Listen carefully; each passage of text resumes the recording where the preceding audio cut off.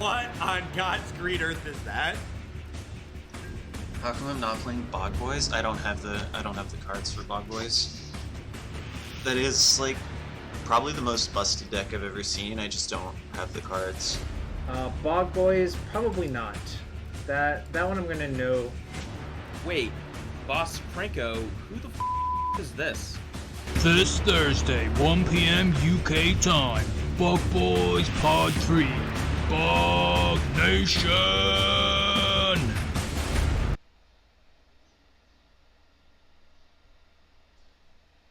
Ah, crap, forgot to change scenes there, never mind. Alright, okay, who's ready for some Bog Nation? Bog Nation!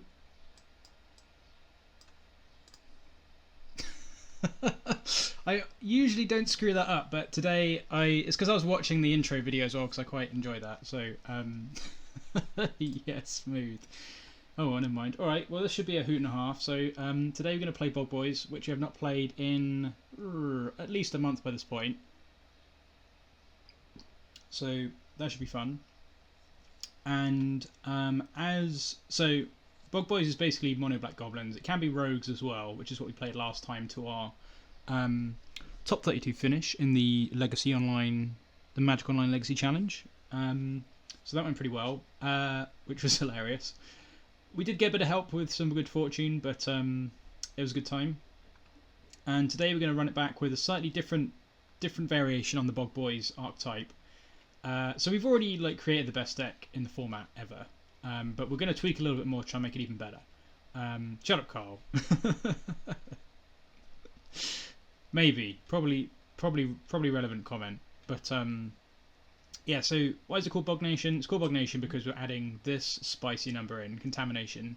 One of the most miserable cards to play against. I don't know if you've ever played against this before. It's unlikely. I've actually played against it, I think, twice ever online, and it's just dumb. It's Blood Moon that makes basic lands tap for black as well. So it's kind of ridiculous. It's quite a high cost to keep it around.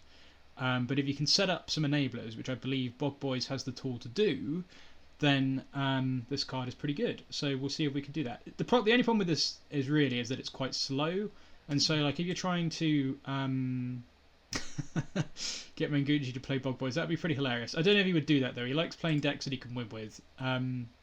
Yeah, so if you're playing a Moon Stompy deck, you only need the Blood Moon, so you can turbo that out turn 1, turn 2, and that can often win the game. This we can't really do that with because we need to have a sack outlet ready to go. We need to have sack fodder ready to go even. So we have to kind of fit this into a slower game plan, which already makes it pretty bad. But we're going to give it the best shot we've got. So the other reason it's going to be exciting to play some Bog Boys is because we've got 2 new tools from Modern Horizons. So the first one, which is actually a huge deal, is this card, Changeling Outcast. So this is a shapeshifter changeling, so it's all creature types, including rogue and goblin, and it can't block and it can't be blocked. So the fact that it just can't be blocked is great. So we used to play a card called Prickly Boggart. This was one of our main enablers. So it had fear and was a goblin rogue, and so the reason why this is important is having something that's unblockable for 1 mana means you can trigger Auntie Snitch, so trigger the prowl cost for this, so return it from the graveyard to your hand and then recast it. And also Earwig Squad, so you can prowl this more easily. And then the other thing we had was Una's Blackguard, which I think I've still got. Yeah, so if a rogue does combat damage to a player, they discard a card, which was kind of the theme we were going for last time. So Prickly Boggart was kind of sucked because in the sort of legacy metagame, there's a lot of black creatures and there's also a lot of artifacts. And in the case of Grixis Control, you've also got Baleful Strix, which is just both. So this wasn't the best. So the fact we just got a direct upgrade is pretty powerful. So the fact that it just can't be blocked to enable our prowl triggers seems fantastic. He did play Dino Butcher, that is true, yeah, I forgot about that. I think he probably thought that was going to be better than it was, who knows. So that's one we can enable prowl, which is going to be pretty interesting. And the other new card we've got is Sling-Gang Lieutenant. So we used to play Marsh Flitter, which, to be fair, if you're playing Una's Blackguard, Marsh Flitter is still going to be better than Sling-Gang, I think, because it gives you goblin rogues as well as a fairy rogue, whereas this gives you a goblin and 2 other goblins. So this is good if you're not playing Una's Blackguard. But this card is kind of nuts and like a regular goblin shell. Really, really strong, and we'll see how it goes with this one. And just in the Contamination shell, this gives you some bodies to sacrifice. If you're in a bit of a board race, and this helps catch you up a little bit, so it should be pretty good. The only sort of nombo really is this plus Bitterblossom. So obviously we can't sacrifice these to the Sling-Gang, which kind of sucks, but whatever. So yeah, so those are the kind of the new tools. So the rest of the shell then. So we're trying to contaminate people. We're trying to get some... come on, why are we not enlarging the card? So we're trying to get some contamination going.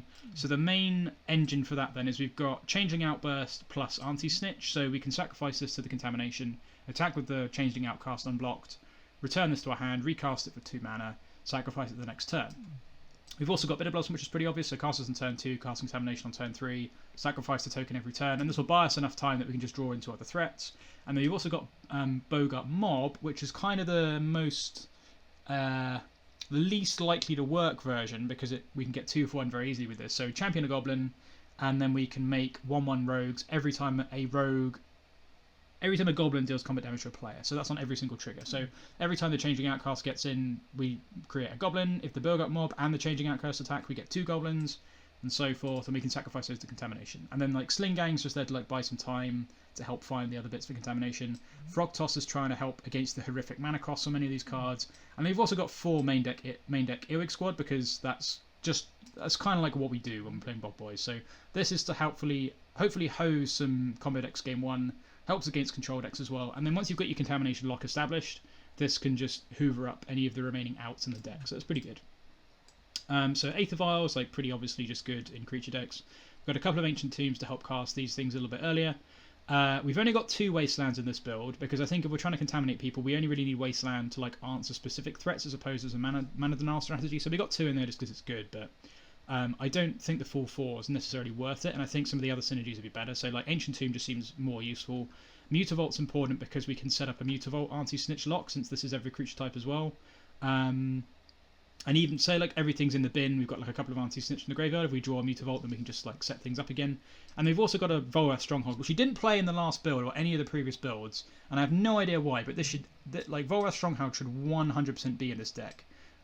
So this plus Sling-Gang is another lock for contamination as well, because that gives you 3 bodies every turn. This is quite a slow way of getting that back and recasting it, but you should have time to do that. So yeah, this should hopefully work. So I'm pretty excited to see how this goes. So sideboard wise, is kind of sketchy as usual, because why do we need to change the main deck when it's already perfect? There's just we're just going to win anyway. So the sideboard's kind of moot. But in case it's not, so in case in the nightmare scenario we run into a mono black deck, apparently some people play those, so we'll see. But if anyone's playing a mono black deck, we might have to consider maybe cutting the contaminations. We'll consider it anyway. And then we've got 3 surgical extractions, a couple of Warren Weirdings. So this is for Reanimator and other big stuff that's annoying. We've got some Plague Engineers to help against creature decks, True Name, etc. We've got a couple of Dismembers to beef up our removal suites. We've got 2 Fatal Push in the main deck just to help clean up the board a little bit once we've got a contamination in play. Some Thorns for combo, a couple of Spyglasses for combo and annoying permanents, and we've got a good old Chains, because this is the kind of deck where Chains is actually a really nice sideboard card. So yeah, Narset, Part of Veils, Eat Your Heart Out. This card is nuts. So yeah, I think this should work. So yeah, expecting another 5-0 if I'm honest. I think we'll get a 5-0 with this. So yeah, this should be a good time. So as we did last time, we are also going to be playing some Bog Bingo. So there's a Bog Bingo link in chat if you're following along at home. So if you click the link, it should give you a randomized Bog Bingo board, and you can follow along at home and fill in the square, and we can see if we can get a bingo. Last time, so when we did the Legacy Challenges, we didn't manage to get a bingo, I don't think. But hopefully someone can get a bingo today. So I've got mine ready so we can look between rounds. So this is my bingo board. So this should be a good time. So basically once you've got your Bog Bingo board in place, so everyone gets the free square, which is a tier 0 deck, obviously. So you can just click on it, fill it in. If you fill in the wrong one by mistake, you can just click it off and it goes away. So this one's already filled in, obviously. So sweet. Okay, so this is what we're going to be doing. Let's see if we can contaminate some people.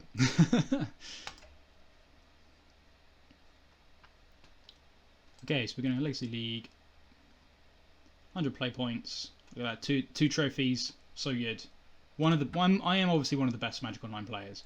Not to brag. I mean, I did create the best deck the format's ever seen. So, what can you really say to that? I don't know. 416 willing victims. See if we can do this. Well, I hope everyone's having a good Thursday. It's about to get a lot better, I would imagine.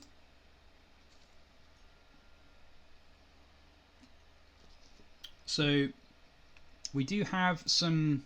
I have played Bog Boys, I think 3 times now. 2 Magic Online leagues. Oh, maybe this is Bog Boys 4, not Bog Boys 3, now I think about it. This actually might be Bog Boys 4.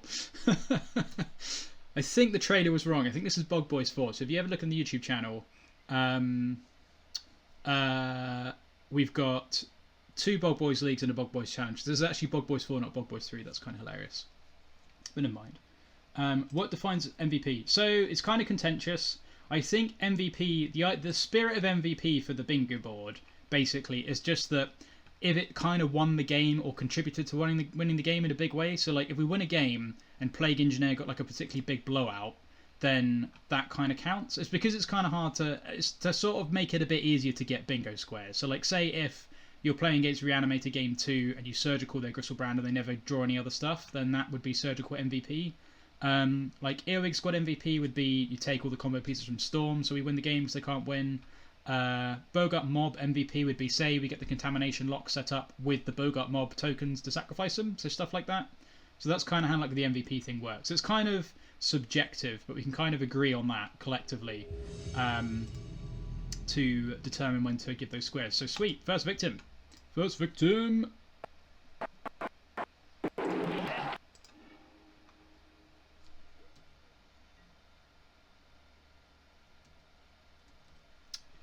Okay, so we do not have a Contamination, but we do have a Changeling Outcast. We're on the draw. So we can go... So if this is like combo, we can go Changeling into turn 2 Squad, which is pretty good. And we can then also play a Frogtosser. If we draw another land, we can then play a Boggart Mob on turn 3, which would be kind of sweet. We got a piece of removal. So I think this is an okay hand. If we draw a Contamination, this hand gets really good really quick because we've got the Boggart Mob to enable it. But against combo, we've got Outcast into Squad. Against fair decks, we've got removal plus Changeling into Squad, which can also just be quite good. So I think we'll give this a go. This is not like a busted hand, but I think this is an okay hand. So we shall try this.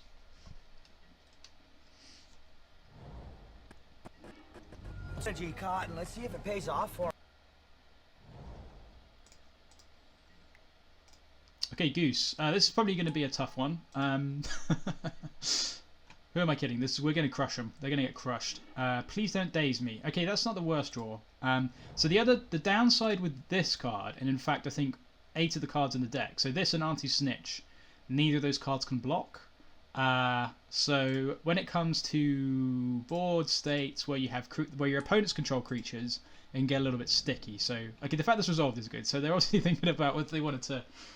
Mate, they're probably just reading the card, let's be honest. They weren't thinking about whether they wanted to counter that. They were just reading the card. Oh, I already know this is going to be good fun. Oh my goodness. Alright, resolves. Alright, getting it for 1. So we can't block, which sucks. This would be such a good block, but it's okay. We are going to start trying to jam some Earwig squads down them. That was a good draw. Actually, that's a pretty good draw. Bitterblossom is quite good against Delver, so that's one to consider. And it won't get dazed. Maybe that's just better. Maybe we should just play Bitterblossom here. Because then if we draw Contamination as well, we're also in a good spot. Because this is... I don't really want to get the Earwig Squad dazed.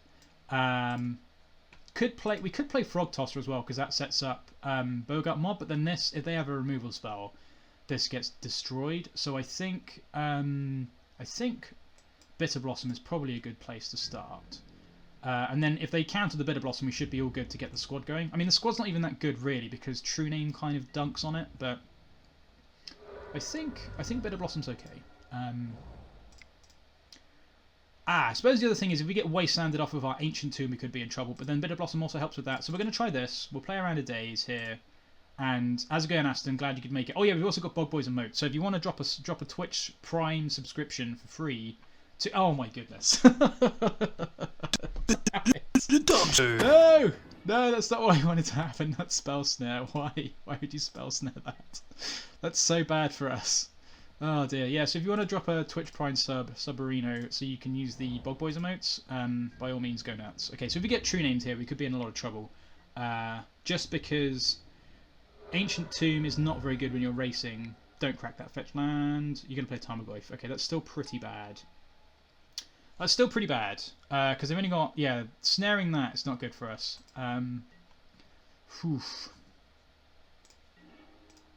Alright, that's a thing. I guess we can push the Tarmogoyf, actually, that's true. We can push the Tarmogoyf. I think we kind of need to push the Tarmogoyf this turn, because it's a real shame we didn't draw a swamp there. I think we need to push the Tarmogoyf this turn. Because we can play around days, and this is just going to destroy us. Like, if we play something and it gets countered, then we're just dead. If we push this and it gets countered, we could be okay.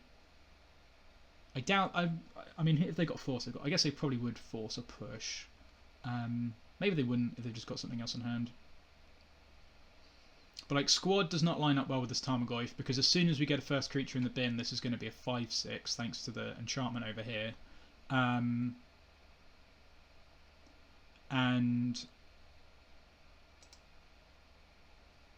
yeah, we've not really got a lot else going on. I don't think. Play Vault first. You don't have to tap Tomb of Days. Yeah. We'll play it off. We'll play it off the Mutavault. Don't worry. All right. I think we'll just do this and see what happens.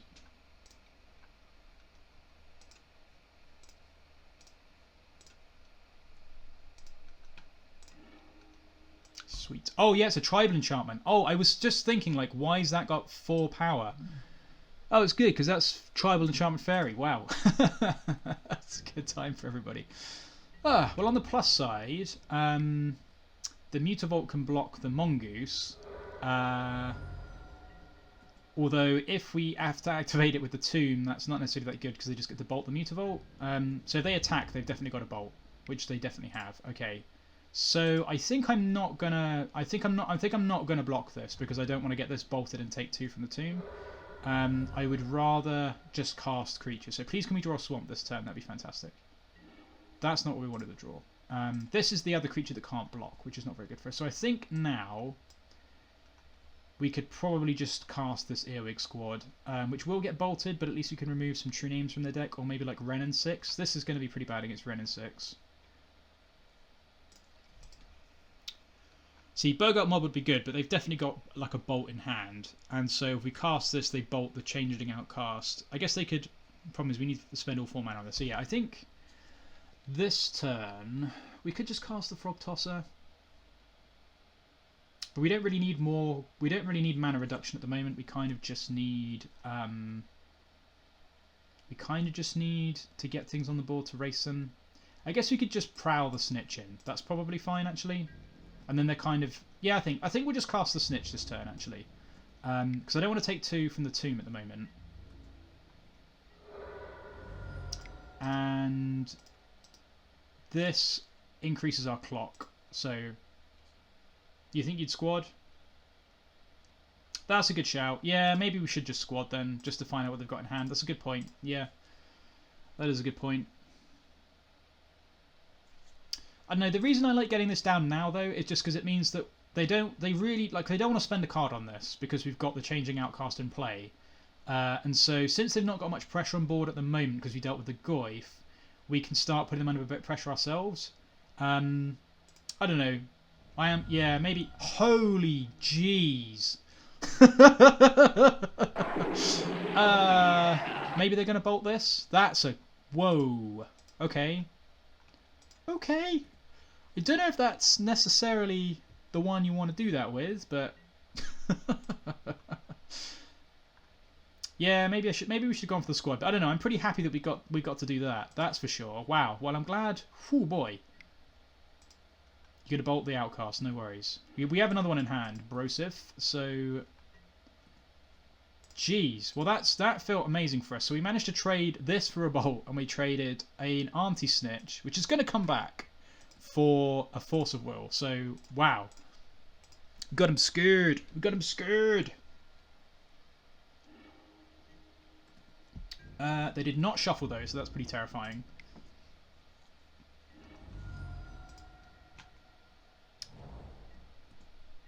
So they're going to play, what, like a Ren in 6 next turn, then we're in trouble? Although they, yeah, I guess we're in trouble they play Ren in 6. Okay, they're not doing anything, that's fine. If we draw black mana, we can cast the squad by Mutavaulting in, but they've used their bolt already though, so, okay, sweet. So this turn, they can't handle the Bog Nation, exactly, we're just too strong. We're quite an aggressive nation, but we're pretty strong. Okay, so now I think we will go Mutavault attack. If they kill the Mutavault, then we can just cast the Changing Outcast, I think. But that's probably okay. So we're gonna get. We might be able to fill in some bog bingo squares very soon here, actually. Okay, so let's get in with this Mutavault. Hopefully they don't have. Maybe they have bolt. I don't know. They've already played one. They've cast one Ponder. That's it.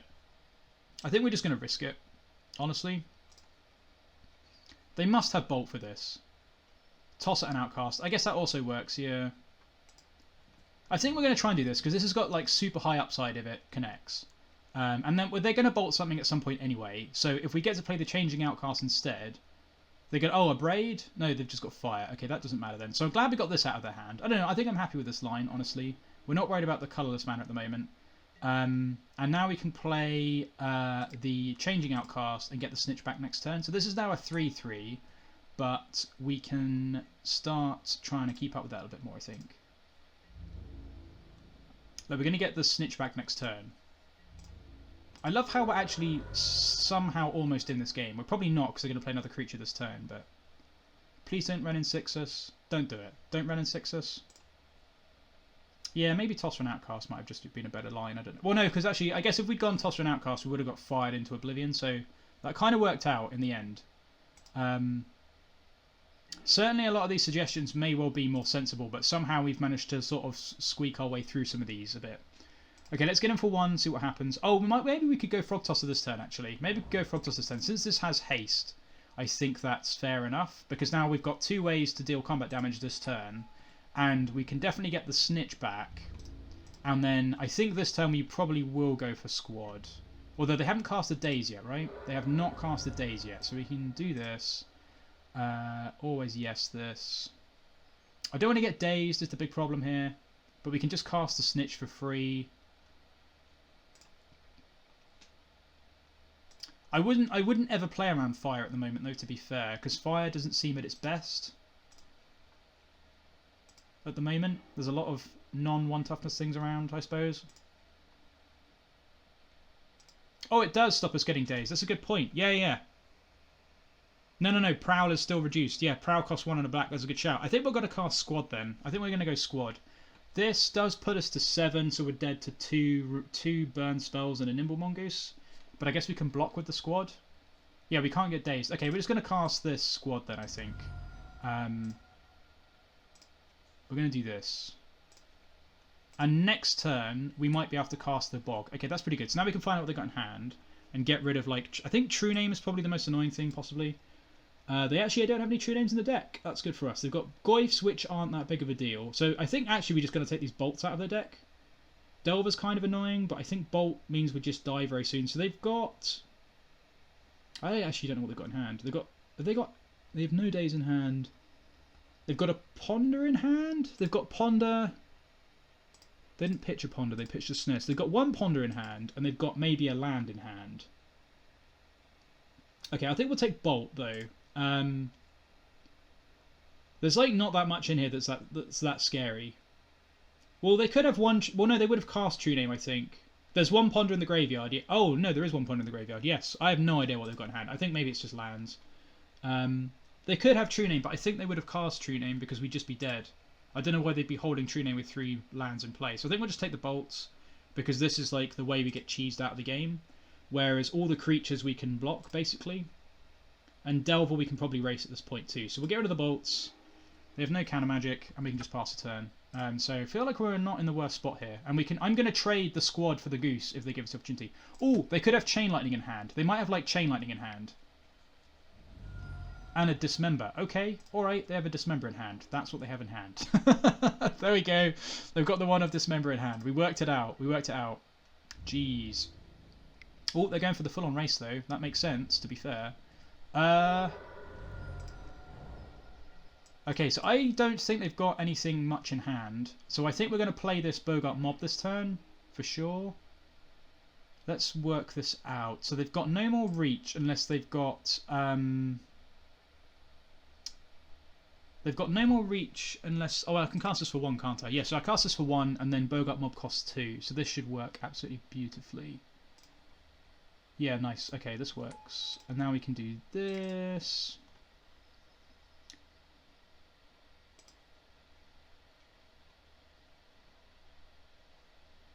So this should just be... We should be almost be at good games here, honestly.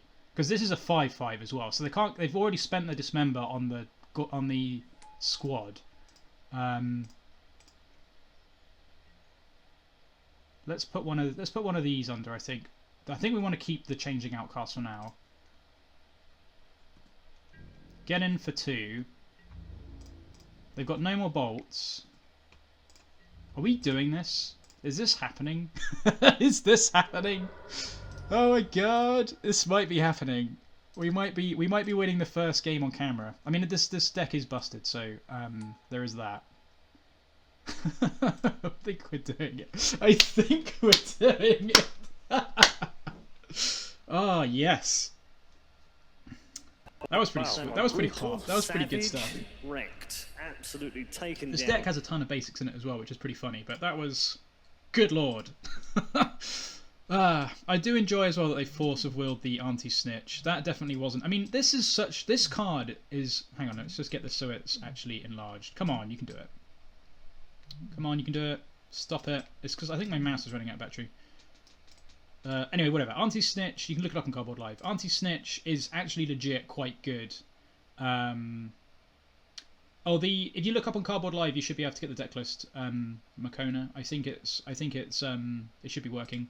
Yeah, so Auntie Snitch is actually legitimately quite good in these grindy matchups. We can possibly, come on, there we go. Yeah, so this card is actually quite good in grindy matchups because it's just like if they have no way to exile creatures, this always just comes back, and the fact it's a 3/1, it's pretty good. You could call it the Bog Name Nemesis of this deck. Anyway, so against this deck, we definitely want Plague Engineer. They're not playing True Name, which is pretty good. Oh, that's a good shout, Aston. Yeah. So it's in chat if you want to have a look at the text in chat. So we're bringing the two Engineer, and probably don't know. Dismember's probably not that good. Don't know. This is probably enough. The only thing I'm worried about is getting Delvered. We could probably cut like. What could we cut against the? We could probably just cut 2 squad. Honestly, I don't think squad's very good. Squad's not very good in this kind of matchup. Everything else should be pretty good. Boggart Mob's pretty good actually. Plague Engineer's going to be good. Oh, bring in Chains. That's a good shout. Bring in the Chains. I'm kind of tempted to just cut all the squads, but we can get them down pretty early. Weirding. Yeah, Weirding's probably pretty good too, honestly. I think I'm not going to bring in the Dismembers though. You just cut the Contaminations. The problem with that is that's kind of our deal. We could probably cut like 1 Contamination. I don't think we can cut Contamination. I think we can shave 1. I can shave 1 Contamination. And I'm going to cut the other 2 squads because I don't think they will be that relevant. But I can shave a Contamination.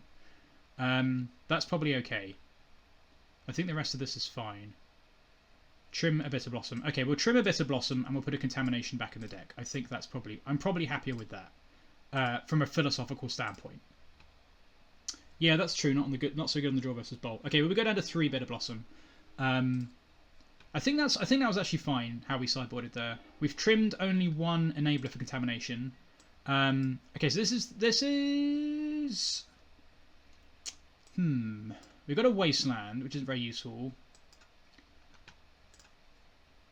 We do have Contamination and Sling-Gang, but this is going to get countered. Like, there's no way this doesn't get countered, I imagine. Maybe they've cut all their counter magic. Who knows? We're a terrible deck to keep counter magic in against, apart from Contamination, though. So we could just try and luck sack our way into some goblins to cast early on, because you can go. If we've got a goblin on board that doesn't get bolted, we can sacrifice that to the Contamination and cast a Sling-Gang. Then we've got like 3 more turns. So don't know. This hand seems so slow though. I think this is probably a mulligan. It is... Yeah, we might just mull this. It's super slow. So we've got a turn 3 Sling-Gang into a turn 4 Contamination. And they will have already played a bunch of guys onto the board. So I think we'll mull this, since we're on the draw. Whoa, this is bad. We've got 12 swamps. We've got 16 black sources. We could keep this. This still doesn't feel amazing. I think we're gonna mull again though. I don't know. This is. I guess we got so many 1-drops. We've only got 2 1-drops actually. Yeah, super rewarded. There's always a way though, right? I think we're gonna mull and go down 1 more. Okay, we'll keep this. This could get us somewhere. Okay, that was a pretty good one. So we can go swamp into cavern, into mob, into engineer potentially, depending upon what happens. Good for us though is that Stifle's not particularly good against this, which is quite nice. So we'll go swamp, play cavern next turn, and see what we can do. And I need to try and keep up on clock, because I'm going to be too busy laughing at what's happening. Is this going to be a Goyf? Probably not. So they weren't playing Ren and 6 either, unless that's in the board. They might have Ren and 6 in the board. Is this actually going to be a Goyf? What other 2-drops did they have? It is a Ren and 6. Wow, that's bad for us. So these are in the board then. They might even have 3 in the board, I don't know. But this Contamination beats this card in terms of it like being a good value engine. This is not good for us though. Ooh. I think I almost just want to play Plague Engineer here, and I can play it on human, I think. So let's see if we get dazed. I think I'm gonna go Plague Engineer human because I don't want to get this. If it gets dazed, it gets dazed. But I do not want to get the Frogtosser killed by the Ren and 6. So if this gets dazed, it gets dazed. It didn't, so that's fantastic. So let's go human. So we just want to kill Delver with this. Don't care about Mongoose. And now this can attack the Ren and 6 and not be killed by the Ren and 6. I think that's fine. And I need to start aggressively auto-yielding.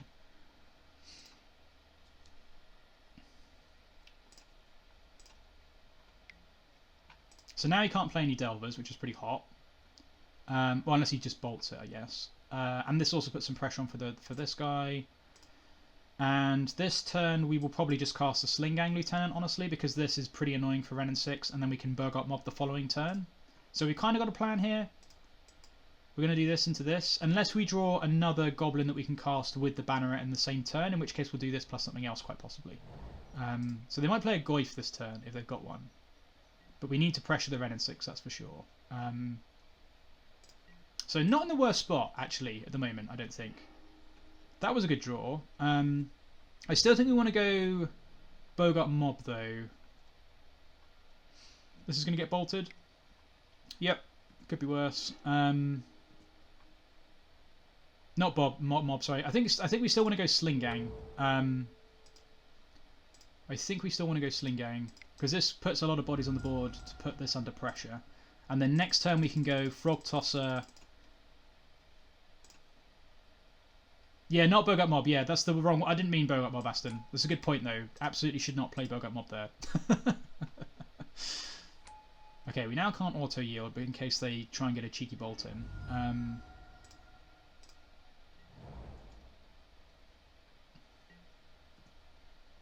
So they probably just Ren and 6 the Sling-Gang, which would be pretty annoying. Fire Ice blows out this, so if we could draw another land, that would be pretty good. So 2, 3, 4, 5. If we draw another land, we can play Frogtosser into Boggart Mob, which would be pretty hot. Now, all suggestions welcome, as you know.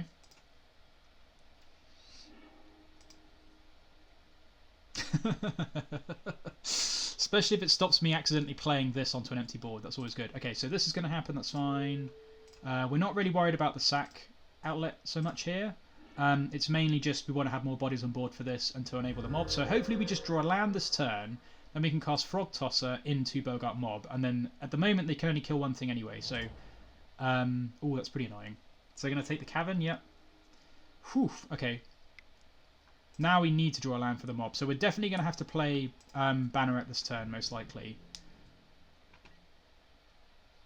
because we can get dazed at the moment, which is pretty annoying. That was a fantastic draw. Jokes. Okay. Now we're just going to play Mob. Goblin. That was a pretty hot one. Let's just do this. Play the Mob, and we should be in good shape.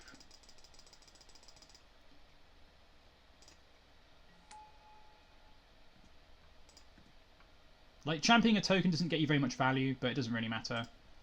So they need to have Dismember in hand, which is not the worst, I guess. Can they dumpster us in combat here? So they've cast instant sorcery.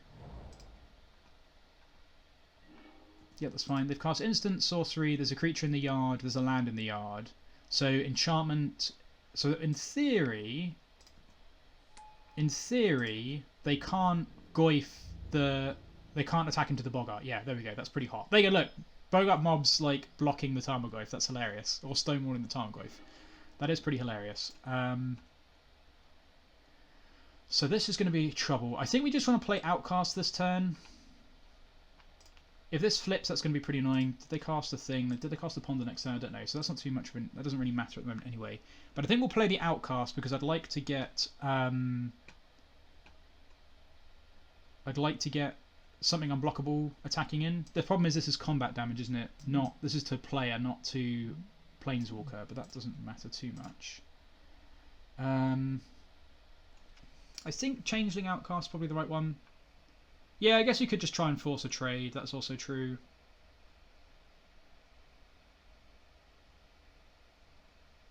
Yeah, because otherwise things could go bad. So I guess the question is, if we attack the... I guess they would have attacked with the Goyf if they weren't worried about the Wrenn. I was going to say they could let the Wrenn die, then this becomes a 5/6, which is pretty annoying. But yeah, maybe we should try and force the trade. It's just the Wrenn's not really doing that much that's a problem. And I guess it kills the Changing Outcast, though, to be fair. So maybe we do just need to get in. Alright, we'll try it. We'll see what happens with this. I'll send token it then. Oh, that was a good idea. I should have done that. That was a good shout. They're just going to dismember this. Okay, well that doesn't really matter. Fine.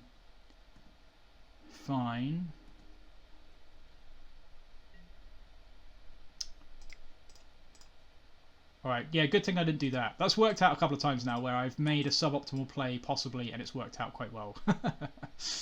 Okay, so I assume Wrenn's going to kill the Changing Outcast, which we can't really do anything about. But I think we're probably dead at this point.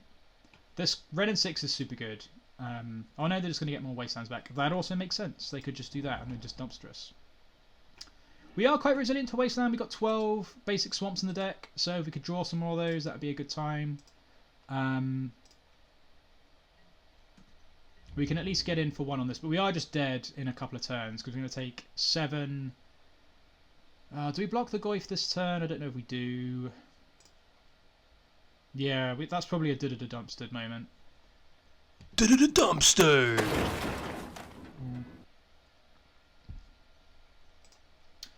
I'm not going to block because I want to keep guys around for the Wrenn 6 for the time being, and you never know, we could draw something. I guess it means we're actually just dead this turn, possibly. Swamp. Okay, so let's play this. This is going to get dazed, though, but we can't do anything about that. Maybe I should have blocked. Oh, they have a spell snare. Okay.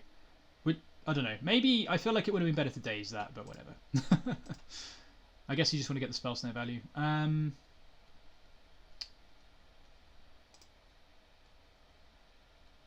Yeah, I guess we're actually probably dead this turn because they can Wrenn and 6 this to make sure we can't block. So maybe we should have blocked last turn, actually. Last turn was the turn we could have blocked. So I guess I'll attack the Wrenn and 6 with this because it can't block, and we'll just pass the turn and make them do whatever they need to do. But this one's not looking so good. This one's not looking so good for our friends and companions. Because they don't need to Wasteland anymore anyway, yeah, so we're just going to take a bunch of damage and die here. We should have blocked last turn, that was silly on my part. Cool stuff. Okay, so if they had that in hand the whole time, surely they would have just been better off letting it die to the mob and then growing the Goyf. That seems fine. Because we can't kill Planeswalkers very easily, but anyway, I think this is okay. Dismember's not very good against Tarmogoyf in this matchup because we've got a lot of ways to grow it above 5 toughness. But I think everything else was fine. Boggart Mob's actually pretty good, so that's actually been a lot better than I thought it would be. But okay, we'll go to a third game. Definitely putting up more of a fight than I thought we would. I don't think we'll change anything though. Surgical's good in every matchup. Yeah, that's. Do we want Sorcerous Spyglass for Ren and 6? That's an interesting idea. I don't think it's worth it. Because we've got quite a few ways to pressure it. Like Bitterblossom kind of hoses that card. But it's the Wasteland lock is pretty annoying. But then we should be okay against that most of the time. We're just kind of unlucky that game, I think. I don't know. I think just for Ren and 6, Sorcerous Spyglass probably isn't good enough. This is really for like combo and like control decks where there's a bunch of different planeswalkers. And they might only have 2 anyway. So bringing in 2 cards for 2 threats is pretty silly. Alright, this one is probably fine as long as they don't have a Force of the Vial, but we will give this a go. We do have a bunch of stuff that works it, so we kind of need to get a bit lucky, but I think we need to do that whatever we do.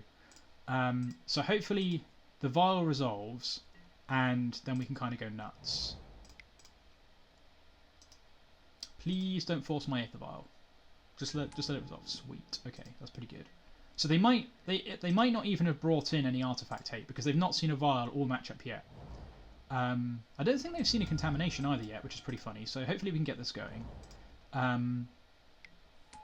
Okay, Goose is pretty annoying, but that's fine. So we can Vial in the Outcast on their end of turn. If we could draw some lands, that'd be good. Okay, Wasteland's not the worst, I guess. I don't really want to Wasteland them. I don't think. Because I need to cast this Contamination. So I think we will just play the Wasteland and pass. It's kind of annoying we've not drawn more basics, but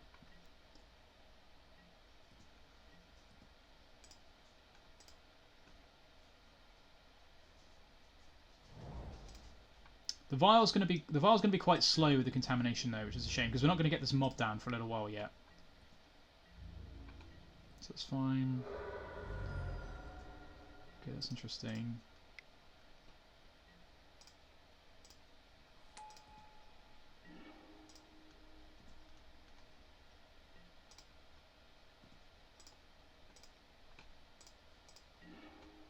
Alright, that's not the worst thing in the world, I suppose. So let's get in for 1, see what they do.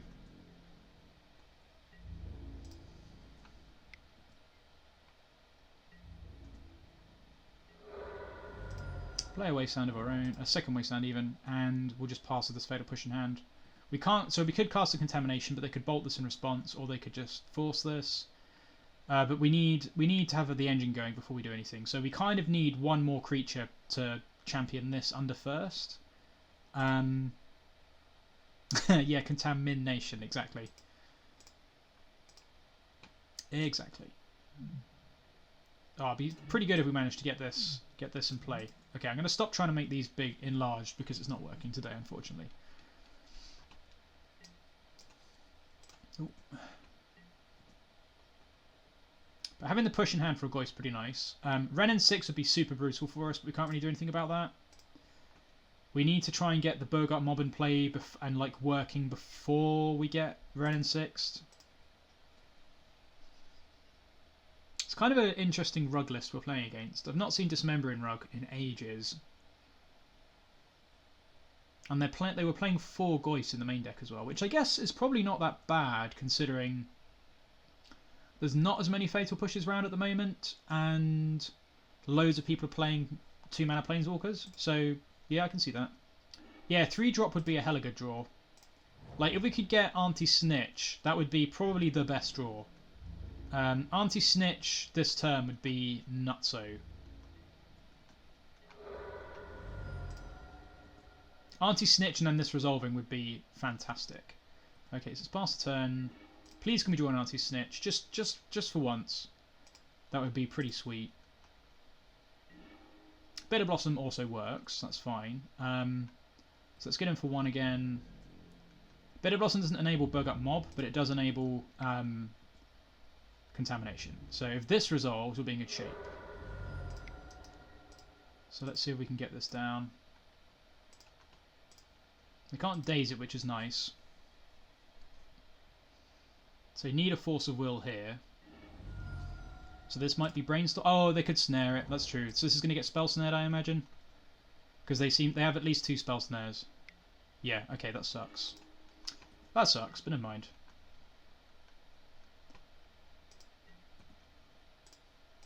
Yeah, snare. Snare's our worst nightmare. Well, it's not really, but it's a good trade for them. Getting closer to threshold, which is pretty worrying. So they're currently at 6 in the yard, so they cast a... So they... okay. So they're not casting a cantrip this turn then, I guess. Since they could have cracked this and cantripped. So they just got a bunch of like removal and stuff in their hand. Alright.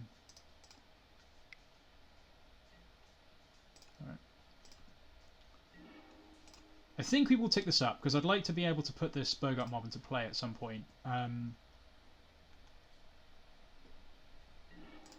that's kind of where we're stuck. Right, that's pretty rough. So let's just play Aether Vial and pass the turn. We could really do with drawing some more creatures here, because I have a feeling next turn this is going to be getting in for 3. It's getting to the point where I wonder if I need to start thinking about sticking in this mob onto the Changeling that's in play, but we can't do it until they tap out, or until they tap off their green, until they tap off their red mana. So that's pretty annoying. Alright, this could work though. We could set up a window where this works. So we can push the Tarmogoyf next turn. They'll have to crack the fetch, and in response to the fetch land crack, we can vial in the mob in place of the Outcast. That should work.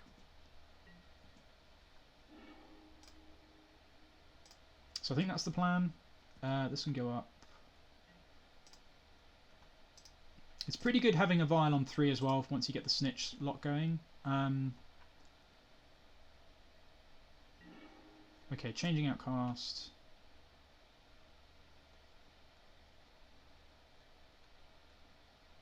I can do that, yes. But then I'd have to sacrifice the mob. I think I want to get the... Could just go for Contamination. I suppose that's true. Yeah, I guess we want to try and get that down at some point.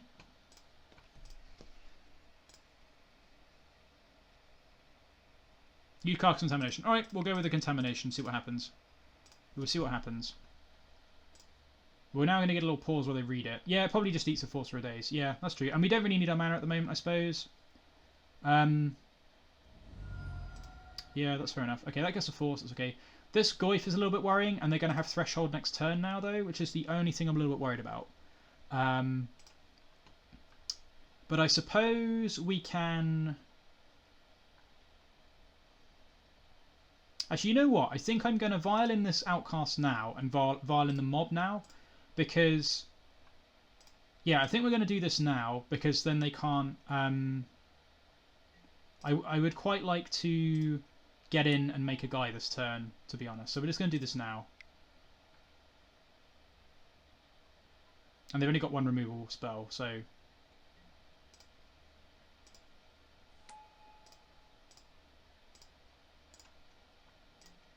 Take this one, get in for 1, and now we can block the Goose, and we can start making 1/1 blockers.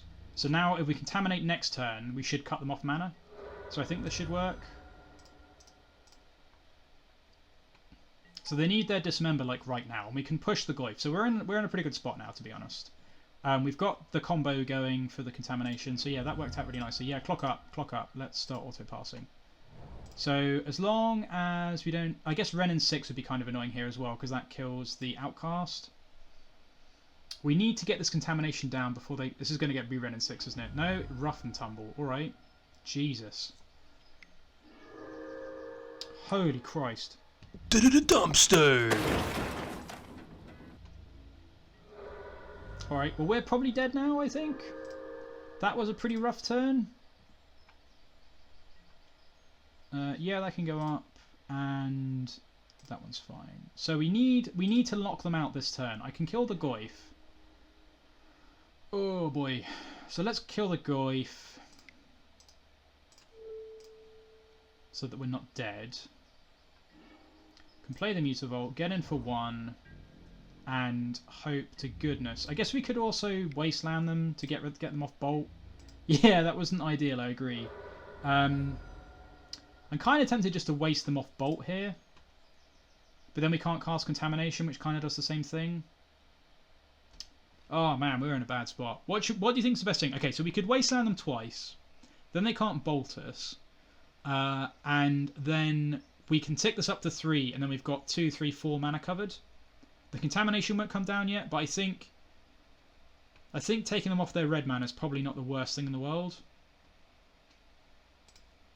Like, we need to draw stuff as it is. I think we're just going to double Wasteland them here.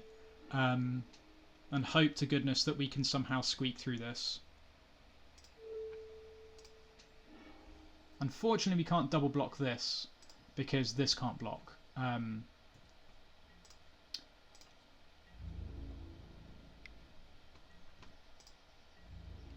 So we are still dead to the Mongoose as things currently stand. Okay, so please can we draw, like, something to deal with this.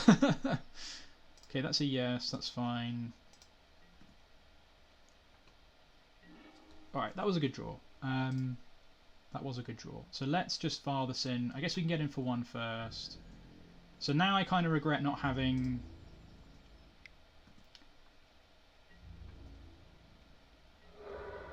another land, but I think this is fine. I think I'm just going to put this in now. I could wait, but I think I'd rather just not let them draw any mana sources just in case. So now they've got to deal with this again. So now we're stonewalling the mob. And if we draw a... is this Dismember? No, they've got a Snapcaster Mage.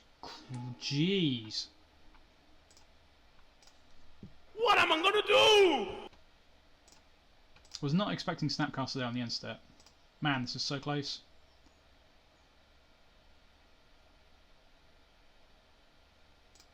We can't... I don't think we can chump, because... I don't think we can... what's the word? I don't think we can... Mutavault block anything, because we really need to draw a land for the Contamination. Yeah... I think we're just dead to... I don't know. I think we need the Mutavault, because if they... At the moment... I mean, I don't know if they're going to attack into anything at the moment, honestly. Like, they need to draw removal this turn, basically. I don't know if they want to attack into this. Is this the Dismember? They're going to cast Ponder, looking for Dismember or land for Bolt. But we'll definitely block the Mongoose. They did not shuffle. Okay, so now we're dead. Now we're actually just dead. No? Sweet, we're not dead. That's awesome. Okay, I really like that. So now can we draw something good? I think I'm gonna... Let's always know this one. No, and always yield to these, because we're running out of time. Alright, that's not a bad one. We can... The problem here is if I cast the Contamination, I'm still not sure we can win.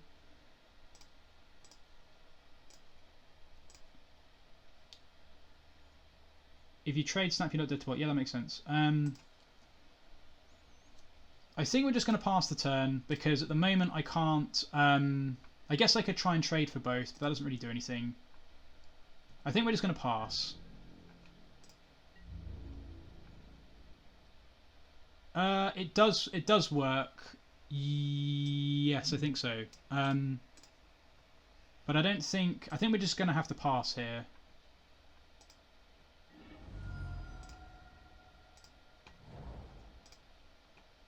So they're going to bolt us, I assume? Yeah, okay, so we're probably dead. We're probably just dead to, like, second bolt, but... Like, attacking doesn't achieve anything there. We need to draw... We need, like... We just need to, like, get one more hit in, basically. Yeah, fine, so we're just dead. So that kind of sucks. I think we were super close there. And we, to be fair, remember, this was a game where we mulled to 5. We actually mulled to 5 this game, and we took them right up to the end. Like, basically we lost to this card. This is the only reason we lost that game. We were in a really good spot. And then, to be honest, we managed to rebuild into another good spot. This card has actually been... The Boggart Mob has been more impressive than I thought it would be. So that was a super close one. That was a super close one. But yeah, sweet. Okay, that's the first round then. Yeah, it was really close. Like, ridiculously close. So, okay, let's have a quick look at Bog Bingo then. So for those that are just joining us, thanks for catching us. If you'd like to get your Bog Bingo boards on the go, here's the link.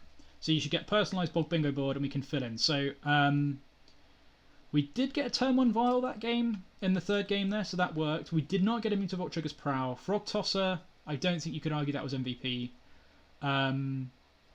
We didn't cheese an undeserved win. We didn't get a Contamination lock.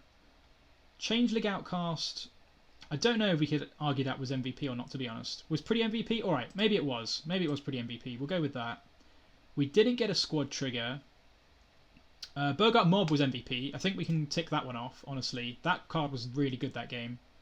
Opponent cheese an undeserved win. That's true, but we don't get one of those, I'm afraid. Did we get a squad trigger? Oh, we did get a squad trigger. Okay, we got a squad trigger. Wow, we're filling these in quite a lot. No, we can't tick the box because of that, Pete. It doesn't work. We didn't get ranched by a fair blue deck. That was really close. We didn't surgical. We didn't lose to enchantments. Earwig Squad was not MVP. Edict, we didn't do that. No. Cavern, I think in this instance it wasn't exactly MVP. We did return Snitch. Okay, that was pretty good actually. Clutch Wasteland didn't happen. Yeah, we had a pretty good one there actually. We ticked off quite a few, so that was a pretty good round. Okay, sweet. Let's play the next one.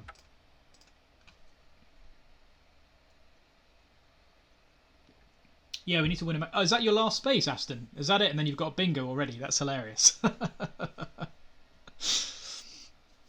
If that's your last space, that's pretty funny. That's my last space.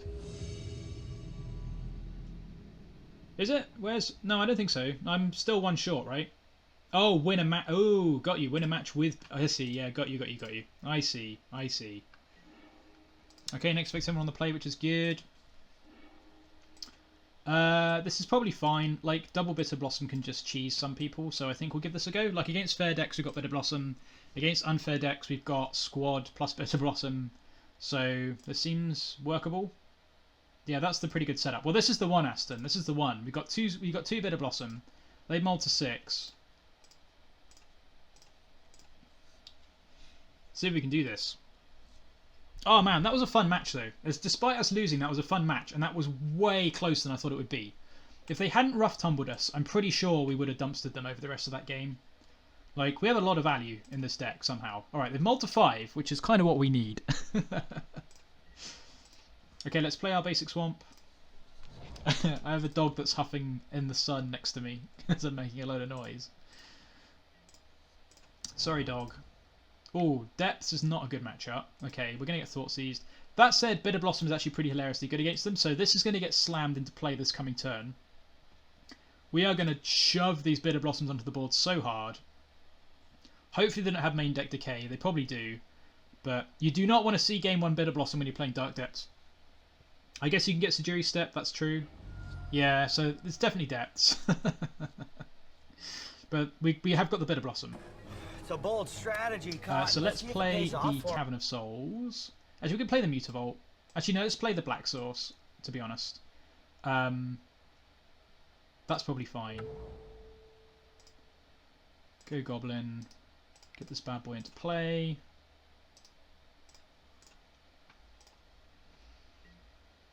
And then they mulled pretty low to get their combo. We've already got this now, which is nice. So they could wasteland this. I guess they're not going to do that. They've got a Goyf. Holy jeez. Okay, so it's like it's green black rock. I guess then not. Okay, all right. Interesting choice. Alrighty then. So now we'll play Mutavault because they know about that, and we'll play. Yeah, nice tribal enchantments. Yeah. Jeez. Okay, we'll play this turn, and we will cast our Frogtosser Banneret. And pass the turn. And next turn we can set up Boggart Mob, which will be pretty sweet. Unfortunately, we can't... Oh no, we can... This is you have to champion a goblin, right? Champion a goblin. Okay, so we can only champion the Frogtosser. We can only champion the frog. Yeah, the fairy having haste would be pretty nice. We can only champion the Frogtosser, but if they tap off of like green and black, that's fine. Okay, that literally doesn't matter. So please, this is going to be decay on the Bitterblossom. Yeah, okay, called it. Called it. That's okay. It's not the end of the world. Sure. We will chump with the rogue, I think. And I think I'm going to play this mob this turn because we can get in for some damage here. And that's a good draw too. Okay, that's what we're going to do. So what we are going to do is get in for 1, play the mob, and then we can just play a bunch of guys out. So then, yeah, so you can go mob, then we can go squad possibly, and outcast.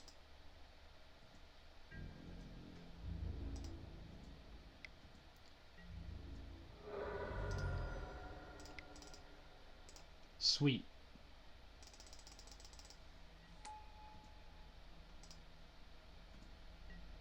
And they can't decay this, they need to have Assassin's Trophy, and they kind of need... Oh, squad plus outcast seems better? Yeah, maybe, that makes sense. Alright, that makes sense. 2 spells better than 1, that makes sense. I didn't... The problem with... because I'm streaming on my laptop, I can't see chat when I'm on the Magic Online screen. So, apologies for missing suggestions there. You're going to play a second Goyf. Jeez. Okay. Oh my goodness. Oh dear. Alright. I don't have a desktop. Otherwise I would.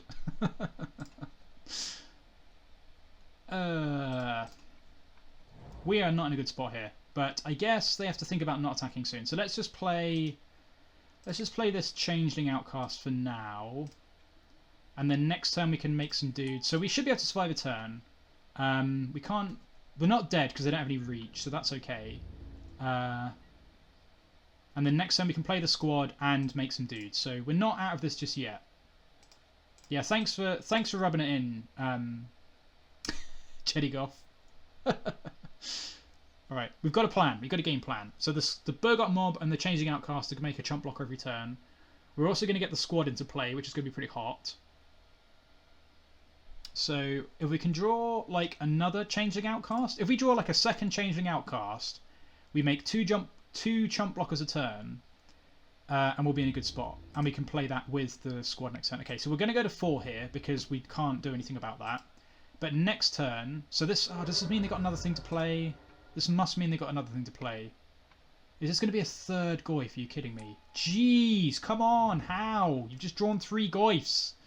That's like not reasonable. Ah, jeez. Okay, well, on the plus side, we've got more things to chump block with, so that's good. So let's play this Frogtosser. That means the squad's going to cost... that means the squad's going to cost 2. Oh, like if they just hadn't ripped the third flipping Goyf, then we would have been okay, I think. That's like nuts. And because you've got a Tribal Enchantment, a bloody Tribal Enchantment in the graveyard, it doesn't exactly help.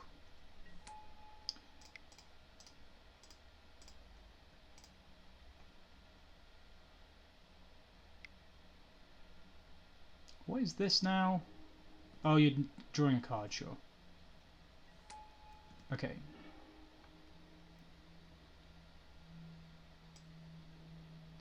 Four, Ren, and 6. Okay, so it's this deck. There's not a lot that we really care about at this point. I guess like Bolt doesn't matter. They can't cast any of these red cards. We could just take their red mana. Actually, can we just take their red mana? We could take Tiger. We could take Tiger. Take Badlands. If they have any more red mana, they might have red mana in hand. They might have just drawn. We can take the mountain. I think we'll take the mountain. I think that's fine. Nothing else matters really. We'll just take all their red mana and see whether that works. And we're going to have to chump with all 3 of these this turn. Unfortunately.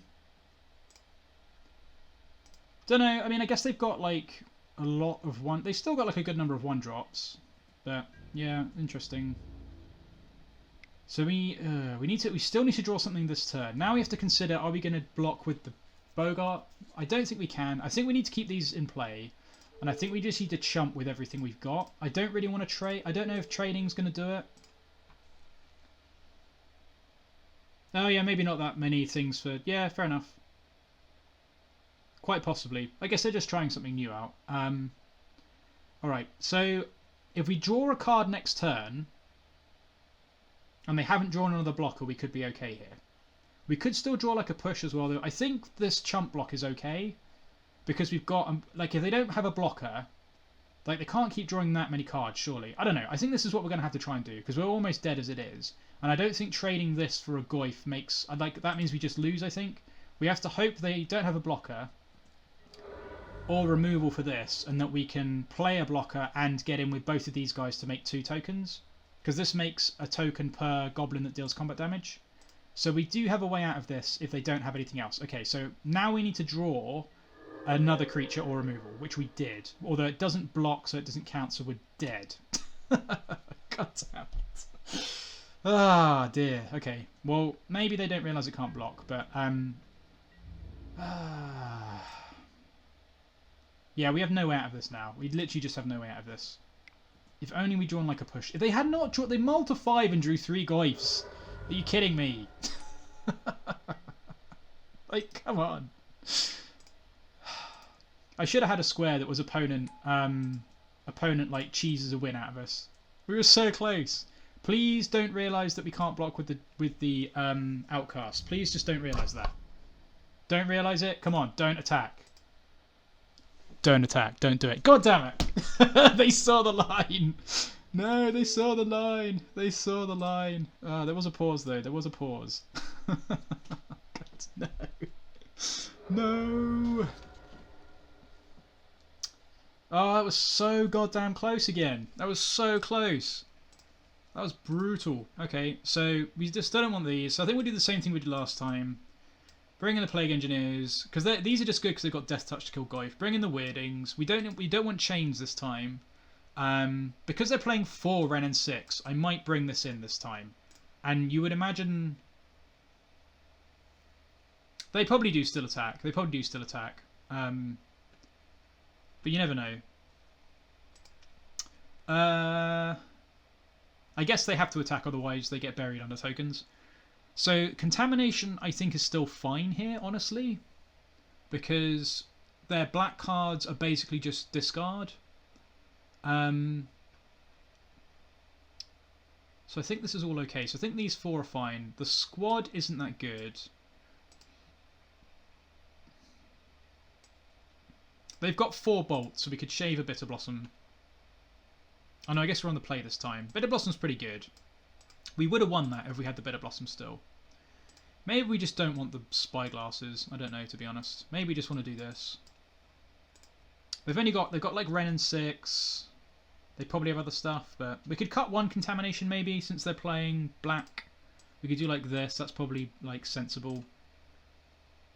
Like having 4 is fine though, because like the thing is, once you've got the Contamination lock established, it doesn't matter if you draw more because you're just going to win the game. So having 4 is fine. So I think that's okay.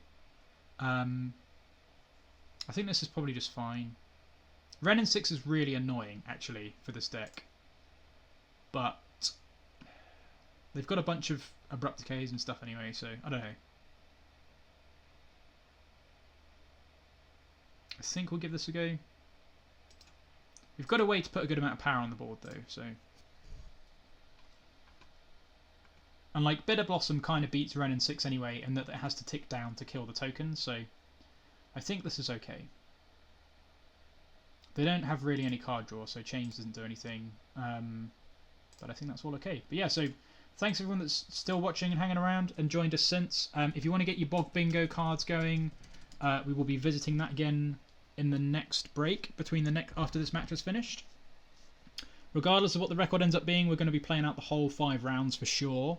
And this will go up on YouTube later. We'll also have some other Bog Boys leagues recorded.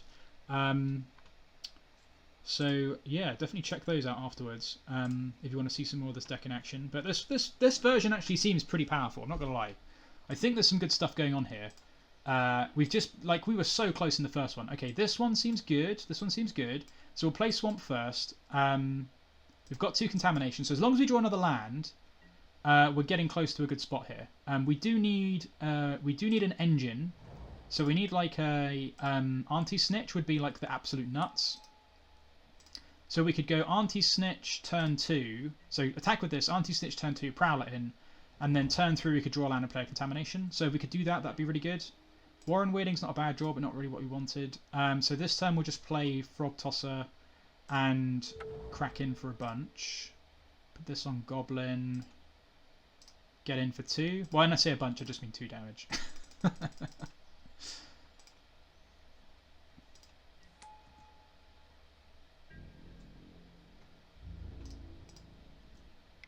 So hopefully we can draw a land and some stuff to make these work next turn.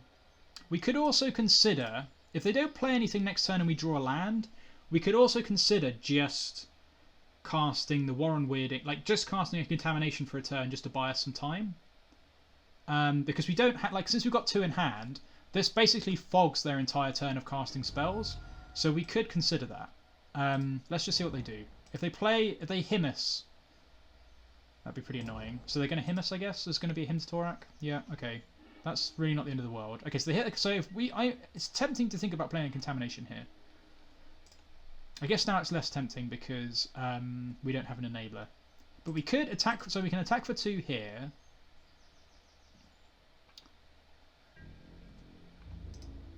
And then if we play the Contamination, we get to sacrifice, say, like the Frogtosser. So we could try and cheese our way into the combo, because we can also cast the Edict to make 2 more goblins. So we could go play the Contamination, next turn sacrifice Frogtosser, see what we draw. Then we could get the engine going if we draw one of the cards to enable it, of which there are 12 in the deck. No, 11 in the deck. And then if we don't, we could Warren Weirding our own Changeling to get 2 more goblins to buy us another couple of turns. How does that sound? That gives us, we basically got through this. If we play Contamination this turn, we basically have 3 draws to find another enabler or just more creatures. I think that's pretty reasonable. That's probably a pretty good chance of hitting. That probably has a pretty good chance of hitting. What do we reckon? I think that's reasonable, because at the moment they haven't got anything in play. So I think I kind of like those odds. And that's kind of what we're here to do, so I think I'm going to do that. Oh, hang on, that doesn't work. There we go. Right, I think we're going to cast this Contamination, and now they can only cast black spells. If they get rid of this with a hymn, that's pretty annoying, but not the end of the world.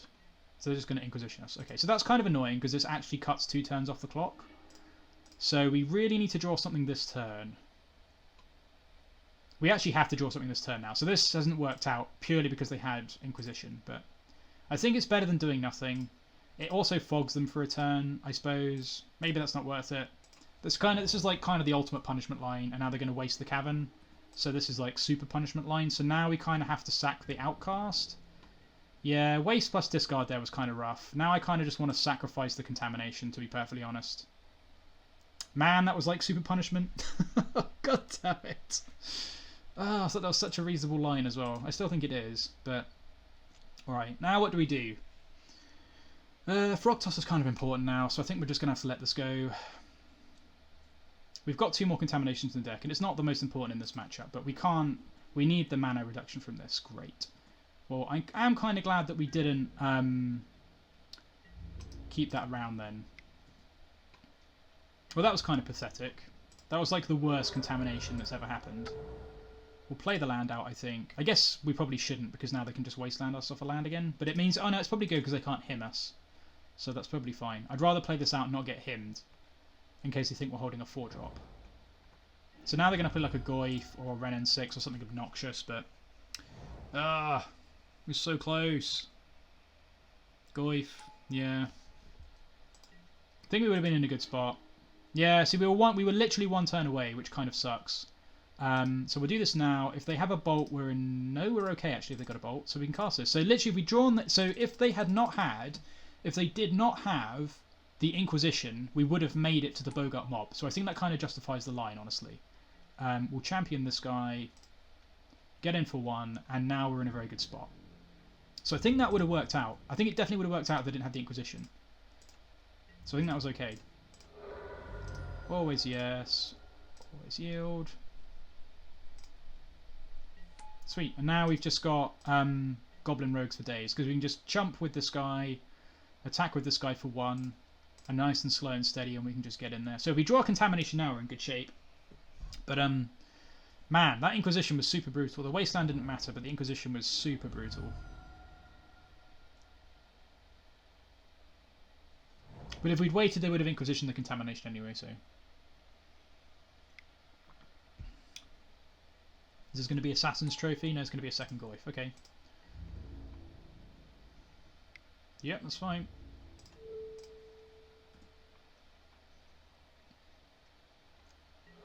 I guess I could have just taken that hit that turn as well. That's also possible. I probably shouldn't have blocked there. That was probably loose. I don't think I needed to block there. I'm at 20. That was probably a little silly. Please don't be Ren in 6. You're just going to decay that. Fine. That's not really the end of the world. That's pretty annoying though. Alright, well now we kind of just have to pass the turn. Oh man, I think, hilariously enough, I think Tarmogoyf is one of the most annoying cards to play against in a way, because we just make it huge, so we don't really trade with anything. Nice Inquisition.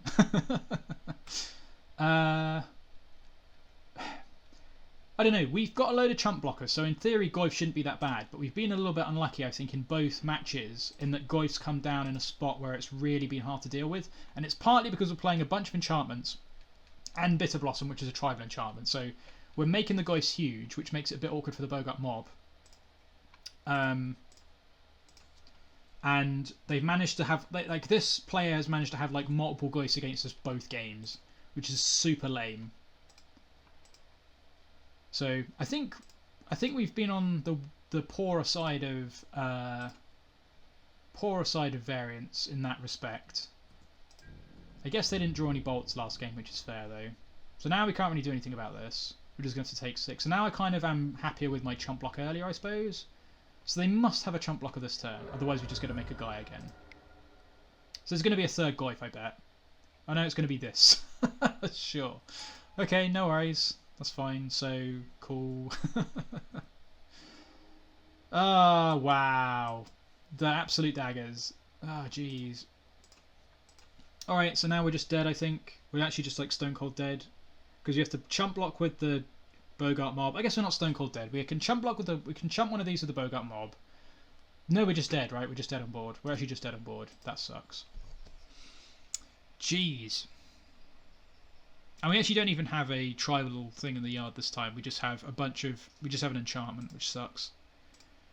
Oh, I think that was so close though. I think we took the right line. So I'm pretty happy with that. When we played the Contamination, we definitely took the right line. They just had the Inquisition for the Warren Weirding, which would have bought us another couple of turns. So we were kind of super unlucky in that regard. But we almost had the Contamination lock. So, but yeah, we can't win here because they've just got 8 power that can get past our 1 blocker. So that kind of sucks. Alright, let's have a quick look at Bog Bingo. Let's have a look at Bog Bingo. So, this, I don't think we can fill this one in because we did have creatures in play. We just chose to sacrifice it. Mutavault did not trigger Prowl. Frogtosser was not MVP. Sling-Gang was not MVP. They, I think, cheesed an undeserved win in the first game. They just drew all 3 of their Goyfs and managed to aggro us out somehow. We're so close to getting the Contamination lock. This is looking a lot less likely. Bitterblossom didn't get going because it got removed. We haven't won a match yet. Haven't Edict to the Pig. Squad hasn't been an MVP. We haven't lost an enchantment. Not that, not that, not this, not that. Yeah, nothing else at the moment. But definitely Boggart Mob has been a lot better than I would have given it credit for, yeah. So, okay, so Bog Bingo. I think the link is still in chat, actually. It's like third up in chat, just above the YouTube and the MTG bot comments. So if you want to click the link, you can get your own Bog Bingo board. And, go away. Get your own Bog Bingo board and feel free to fill it in. And we can see if someone gets a bingo before the end of the stream. So without further ado, let's see if we can get on to the next one. I think that Jund matchup, I guess it's probably pretty rough because they've got a bunch of Abrupt Decays, but I don't know, they're not a combo kill, so it should be reasonable for us. I think we've been really close to getting some good wins here, like super close. This doesn't feel like the first, certainly not the first league we played with this deck where we got the sweet 0-5-0-10 where we didn't win a single game, which was also kind of daggers. But this list feels not too bad, honestly. I'm not advocating anybody actually try and play this seriously, but it's a good time. So, all right, this hand's just like reasonable, I think. We've got a Wasteland to interact, we've got an Aether Vial and a Bitterblossom, like, we've got a win conditional on its own. I guess to like hand disruption this sucks, but they've mulled to 6, we're on the draw. I think we'll keep this. This card's pretty good against a lot of decks. We've got a Vial. Could be a bit loose. It's like keeping a 6-land hand, but we'll give it a go. But we'll just try and we'll see if we can get the Bitterblossom MVP one here. We'll see if we can get the Bitterblossom MVP one. If we get Thought Seized or something, I'm going to be very sad. Okay, Ponder. Alright. We could also just get Show and Tell, which would be pretty rubbish. So let's cast our Aether Vial. That will get forced, hopefully. The problem is this might get dazed, which would kind of suck. Okay, that wasn't the... Squad without anything is not the best draw.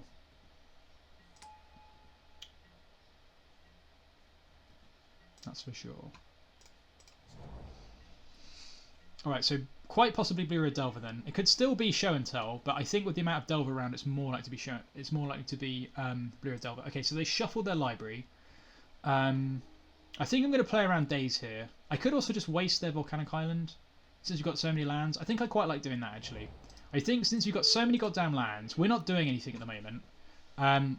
This is going to get... Oh, no, they're going to... Oh, it's Miracles. Alright, fair enough. Well, I'll take that then. That's fine. So we're not going to get Dazed, so we can cast the Bitterblossom next turn. At least we know what we're up against now. Prismatic Vista, sure. Alright, I think that was fine for us. They had to shuffle the Ponder. And since we've already got this in play, I'm not as worried about lands at the moment. So I'm going to go Swamp, Bitterblossom, and get going.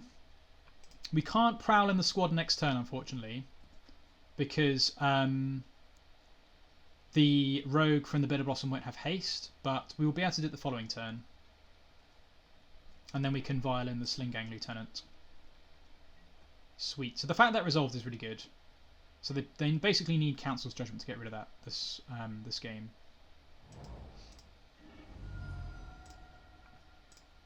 So this could be a good time for oh, unless if it's Stoneblade, that sucks. Is this going to be Narset? It's Teferi. Okay. All right. Deal.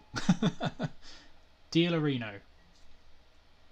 What am I gonna do? Oh, they can bounce the Aether Vial. Never mind. Okay, not deal. Not deal. God damn it. Actually was kind of annoying. Oh, never mind. Oh, that works. Okay, that's pretty hot. So now we can do this. Go Goblin.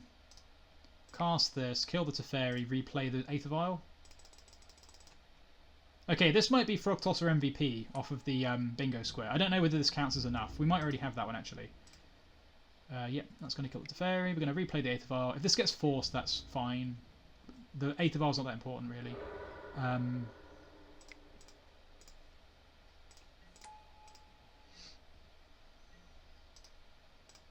Oh, wrong one. There we go. Alright, not feeling in the worst spot. We've dealt with one Teferi. We've got a Bitterblossom in play. We've got a Vial back in play. We've got a squad. This squad's going to be very good. Squad's very good against Miracles, honestly. So we can get rid of like most of their terminuses, which will be pretty hot. Oh, that was a good draw too. Snitch isn't that good against Miracles because they can exile it, but that's okay. But we can get like a bunch of power into play here, which is fine. So let's cast our Earwig Squad. See what they got going on. Get rid of win cons? Yes, we can just get rid of the win cons. That's a good point. So if they've got like Entreat, we'll get rid of that. Because the Termini, we can just beat those. Oh, that makes sense, Jedigoff. Yeah, that's probably a better way of sequencing there. Nice. Okay. Okay, so I think that's Earwig Squad MVP. I think we can count that as Earwig Squad MVP for those following along at home. That Earwig Squad there won a match which was pretty hot. So Contamination can stay in. We want to bring in the Chains. We want to bring in the Sorcerous Spyglasses. And I think that's... I mean, we could also bring in Plague Engineer. Maybe instead of the Fatal Pushes. I don't know, actually. Mentor's pretty annoying. And we can't Revolt Fatal Push, really. Like, this is really hard to Revolt. And then we could cart... Snitch is terrible in this matchup. Because it gets exiled. But it is an important part of Contamination. But we do have other ways of setting that up. So I think this is reasonable. Plague Engineer helps to kill monk tokens. Thorns. I don't think we've got enough space for Thorns, and we're approaching the mana denial for them with the Contamination, so we already have an annoying lock piece. So I don't think we want to bring in Thorn when we've already got Contamination. Thorn is basically only for combo, where we're so slow that we need to have faster, more annoying interaction. So against combo, Thorn comes in, but against control, we've already got Contamination as like an oops, now you can't do anything else kind of card, plus a bunch of value. So in theory, we should be quite good against the blue decks already. That is true. All right, I think this is pretty reasonable. Yeah, I think I like that. We could bring in Dismember as well, but I think Plague Engine is fine because it kind of does... that's all we need to do really is kill the monk token. So I think that's all okay.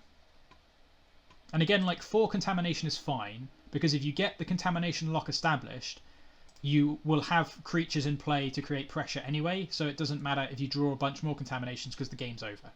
So 4 Contamination is definitely a good number of Contaminations. Speaking of which, all right then, here we go. This should be a good one. We're going to keep this. This is going to be a snap your hand off one. So we've got Bitterblossom turn 2 into turn 3 Contamination, which is going to be hot. Unfortunately, this only taps for colourless mana as we go turn 1 Bitterblossom into turn 2 Contamination, but we'll try it. We'll see if we can live with that. So we'll just play a Swamp and Pass. Next time we'll play this Bitterblossom. We could also try and bait out some counter magic as well, I guess, but I think we're better off just trying to slam Haymakers. And actually, honestly, we also have Auntie, Snitch, Frogtosser. So we can go Bitterblossom. If that gets countered, fine. If it does get countered, we can then go Frogtosser into Snitch. And then the following turn we can go Contamination, as long as they don't exile the Snitch. So this is actually going to work out quite nicely. So let's just cast this Bitterblossom and see what happens. But if this resolves, we can go Contamination. If it doesn't resolve, we can go Banneret and Snitch in the same turn, because we attack with this for 1, and then this only costs 1. Ooh, Snare sucks. So we'll have 3 mana next turn, so we can attack and prowl this in the same turn, which is going to be pretty good. And then this is also a lock, because you can sacrifice this to the Contamination, and then the frog, and then get it back with the Frogtosser every turn. So if they're missing white mana, we're going to be in a fantastic spot here. So let's get this Frogtosser in play. Hold on to your seats. Hold on to your hats and coats.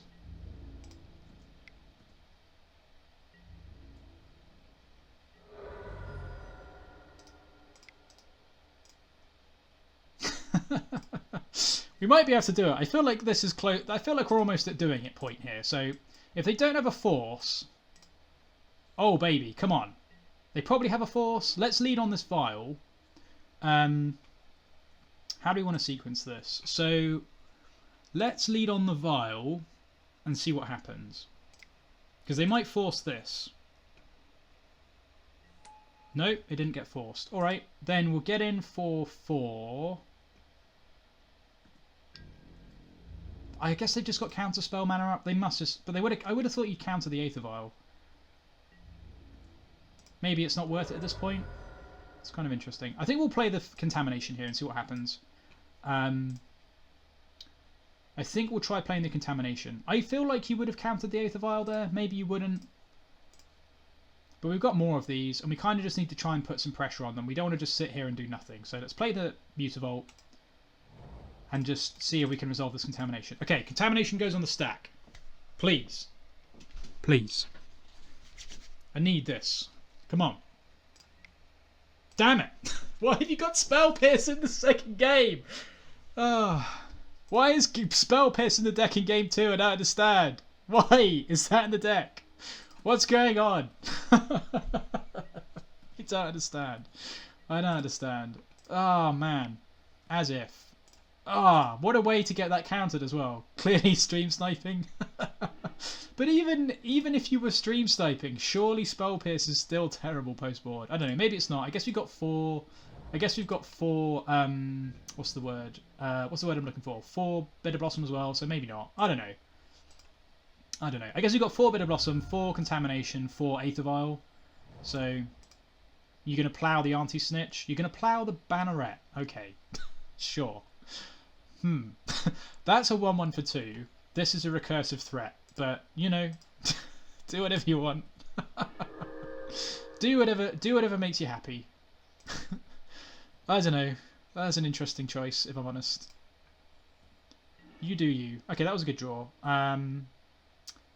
Okay, so we can't champion one of these. Championing this would be hot, but we're not going to be able to do that. So I think what we will do is champion.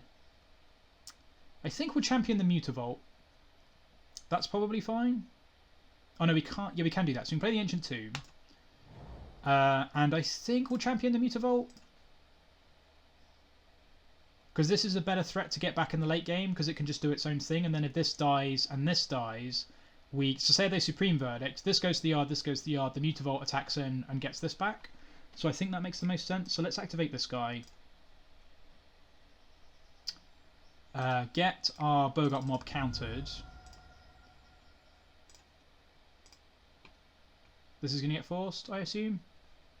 Maybe not. And then we can get in for 3 and create a token, or we can get in for 5. And next turn we can cast the Sling-Gang. Okay, so that's going to get forced. Force of willing a Boggart Mob is pretty hilarious, I'm not going to lie. Get in for 5. And next turn we can cast this. And they're almost dead, right? They're almost dead. So we attack them next turn, and then the Sling-Gang can finish it off. Can mop up the remainder. And like this beats a Terminus too. So actually they're just dead even if they've got a Terminus, right? So we should be okay. Man, that Spell Snare was so... That Spell Pierce was so rough. So close. I feel like we've been like... Oh, it's been agonising, this league. It's been so agonising. Alright, let's run back the same attack. So they need a way to get rid of both of these, and they need a way to deal with the Sling-Gang. Okay, so now we're going to do the thing we were going to do last time. So this kind of punishes this attack, I guess, but it's not the end of the world. So they get to kill the Mutavault, which is kind of annoying. Yeah, so now they get to do the thing. Let's see if they plough the right one. Which they have to... Okay, they ploughed the right one this time. Nice. Now they get to eat the Mutavault. So this snap plough is pretty annoying, but... Is what it is. Oh, if we lose this game, it's going to be so tragic because we were so goddamn close yet again. I guess that's the power of cantrips. So unfortunately they're not dead yet. They're only at 3 because we can only exile 3 of these. So if they have a plough for the Sling-Gang, that's kind of awkward. But we don't really have a choice. Teferi is going to... Ooh, this will be interesting. You're going to bounce the Sling-Gang? Bounce a token, I guess? Yeah, bounce a token. That makes sense. And it's kind of annoying. Please, can we just draw another Sling-Gang? Or like something hot. Doozy off the top, please. Please, can we get it going off the top? Come on, we tried so hard. Okay. Alright, we'll just cast this, see if it gets countered, and then we can decide what we need to attack. Sweet! Okay, well I think that was a Sling-Gang MVP there. So we've had a Sling-Gang MVP. Oh, did we win the match? We actually won the match. Oh, yes. Whoop, whoop. I might actually have a thing here. Hang on. See if this works. Dominating. I'm going to replay this. I'm going to replay this. I'm going to play it again because it needed to load. Let's try it again. Ladies and gentlemen, we got it.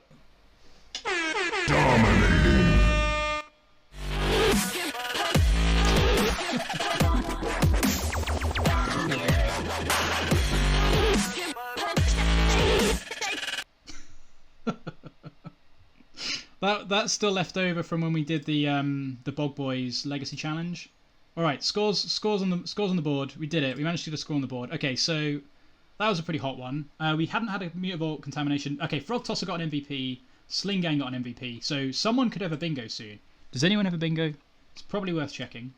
For those that have joined us only recently, I'm going to spam the Bog Bingo link again, so you can make your Bog Bingo boards, and you can fill in what we've already got if you so wish. Bitterblossom, I don't think was MVP. Still haven't managed to do that yet. We have not cheesed an undeserved win, although we've been cheesed, I would argue, in both the first matches. We have not cashed the league. We have won a match, though. Ooh. So if we get Bitterblossom MVP, I will get a Bog Bingo. So if someone else wants to get close to getting that, that'd be pretty cool. We haven't edicted anything. Squad, we had a squad MVP. That won us the first game against Miracles there. Nothing else, I don't think. Yeah, we filled in quite a few, so that's pretty hot. Okay, let's do the next one. Hopefully you guys will enjoy yourselves. Thanks for hanging around. There's quite a few people watching, which is sweet. You also need Bitterblossom MVP faces looting. Haha. Well, we'll have to see. Is that your last space too? Oh, we're going to get a Bog Bingo draw. I don't know what happens if we do that. I don't know what happens if anyone draws in Bog Bingo. Means you have to have a bog off, whatever that means.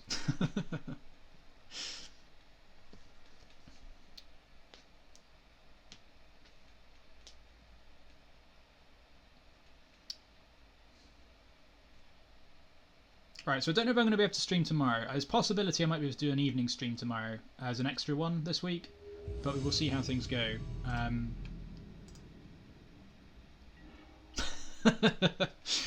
Ah, dear. Yeah, okay, this works-ish, kind of. We've got Contamination, we've got half of an Enabler, and we've got a Squad plus a Changeling, so this is pretty good. Like, this is good just because we get to go Outcast into Squad to try and clear the coast a bit. And then we can hopefully draw something else to combo with this and the Contamination. So we've got stuff going on here, which is pretty good. Is there anything scarier in Legacy than seeing your opponent go Cavern of Souls on Goblin, cast Changeling Outcast? I don't think there is. I don't think there's many scarier sights than this. Honestly.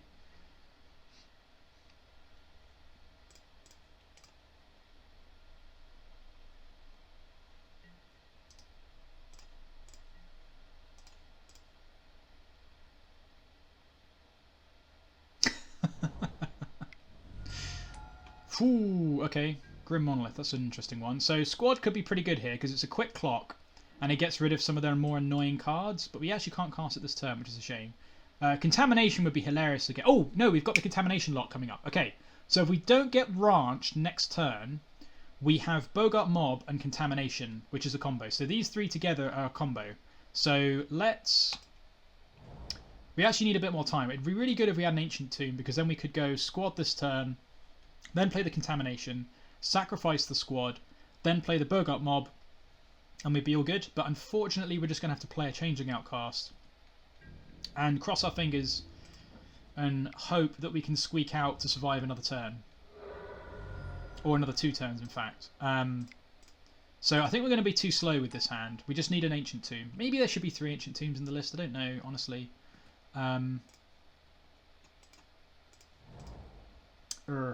6 mana. Please don't be something really obnoxious. It's going to be a Walking Blesser. Worm Coil Engine. Gee whiz. What am I gonna do? I have not seen a Worm Coil Engine in Legacy in a very long time, so that's a pretty interesting. That's a pretty interesting choice you got there. All right. Well, we can beat that though. I feel like maybe not. Maybe not. Maybe we can't beat that. We're going to take 6 a turn, so we're dead in 4 turns. Maybe that's pretty. Maybe that's ambitious. Maybe that's ambitious. So we need to draw a land for Boggart Mob, but that might be the only shot we've got at the moment. I guess we can Contamination them though. So what we can do is we can Contamination this turn. Next turn, if we draw a land, we've just got the lock. if we don't draw land, we can cast Squad. And hopefully then we have another land. So I think we're going to cast Contamination this turn.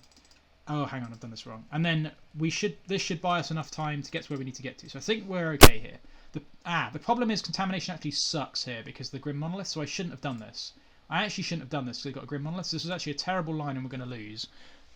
Because I should have just cast the Earwig Squad because they have a Grim Monolith. Oh no, it's tapped. The Grim Monolith is tapped. Everybody calm down. Everybody calm down, okay? The Grim Monolith is tapped. It's fine. Shut up, Tom. The Grim Monolith is tapped. We spotted it. Okay? We're all good. And now this only taps for 1, right? There's only taps for 1 black, so they can't cast any more colourless spells anyway, so they need another 2 lands before they can untap this. This still acts as a Wasteland, though, which is pretty bad for us here, because we do not... I guess they're not going to Wasteland us, because that wouldn't work for them, but we really need this Squad to come into play next turn. So please don't Wasteland me, buddy. Don't do it. Please don't Wasteland us. What is this? Trinisphere. Okay, that's okay. That doesn't matter. That is not a problem. We could really do with a land, though. Sacrifice one of these bad boys. Okay, that's not what we were after. How's it going, Callum? Glad you could make it. Alright, let's get in for 1. Get this Squad into play. And now we really need to hope that we can draw a land next turn. I guess we have another Contamination, but that's not really necessarily going to help us here. So let's cast this bad boy. Joke's on them. Everything in our deck pretty much costs 3 or more, so nice Trinisphere. Let's see what we've got going on over here. So we do need to get rid of... I guess we can block if we... Oh, we have to sacrifice this though, which kind of sucks. So let's get rid of... I actually haven't got a lot that's very annoying. Although since they're okay, they're actually playing Metal Worker, so we're going to be boarding out the Contaminations next game because Metal Worker just has they don't actually play very many Eldrazi, if any. So that seems pretty. That just seems like a pretty rough matchup because artifacts historically are quite good against mono black decks. I don't know if anyone's noticed that before. So we'll probably get rid of this. Probably get rid of this.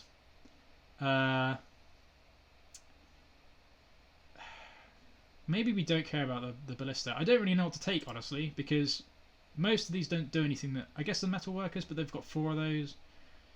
They're not casting that anytime soon, though. So maybe we don't need to take the Worm Coil.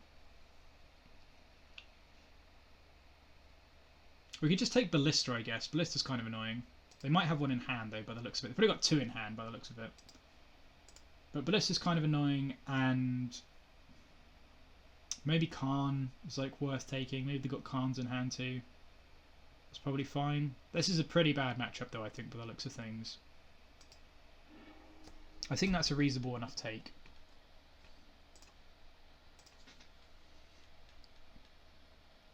And I suppose we can decide which one to sacrifice depending upon what they attack with this turn. I mean, we kind of do have to sacrifice the Earwig Squad. Because... we really need something unblockable, but then if they have a Walking Ballista to kill this, we could be in trouble. So is this Ballista on 2? I bet this is Ballista on 2. This is Lodestone. Okay. Yeah, so we definitely need to sacrifice the Earwig Squad. And we're almost dead this turn. We actually can't have the lock anymore either, I don't think. I might sacrifice the Contamination here, because the Contamination doesn't really do very much. I think we're just going to sacrifice the Contamination. Yeah, it doesn't do anything exactly. So now we've got the Squad in and we've seen what they've got in their deck. We know that it doesn't do anything. That's a good shout. So we'll definitely just get rid of the Contamination. Okay, Bitterblossom isn't the worst draw. So we could probably play that. We can trade these off. We still can't cast any of our... maybe Bitterblossom's like... The problem is catching up with the Worm Coil is going to be really hard. But we do have the Sling-Gang at some point. Yeah, if I play the Bitterblossom I go to 2, so we can't play the Bitterblossom. Yeah, that makes sense. Because the Sling-Gang can't sacrifice the Rogues either. So I think we're almost... I think you're almost dead, actually. I think we're almost just dead, honestly. We really needed to hit a land. Yeah, we can't cast a Bitterblossom because we can't block most of the stuff. Alright, well, we're getting for 1 and we will pass the turn. But this is a pretty rough matchup because we actually don't have a good way to interact with what they're doing.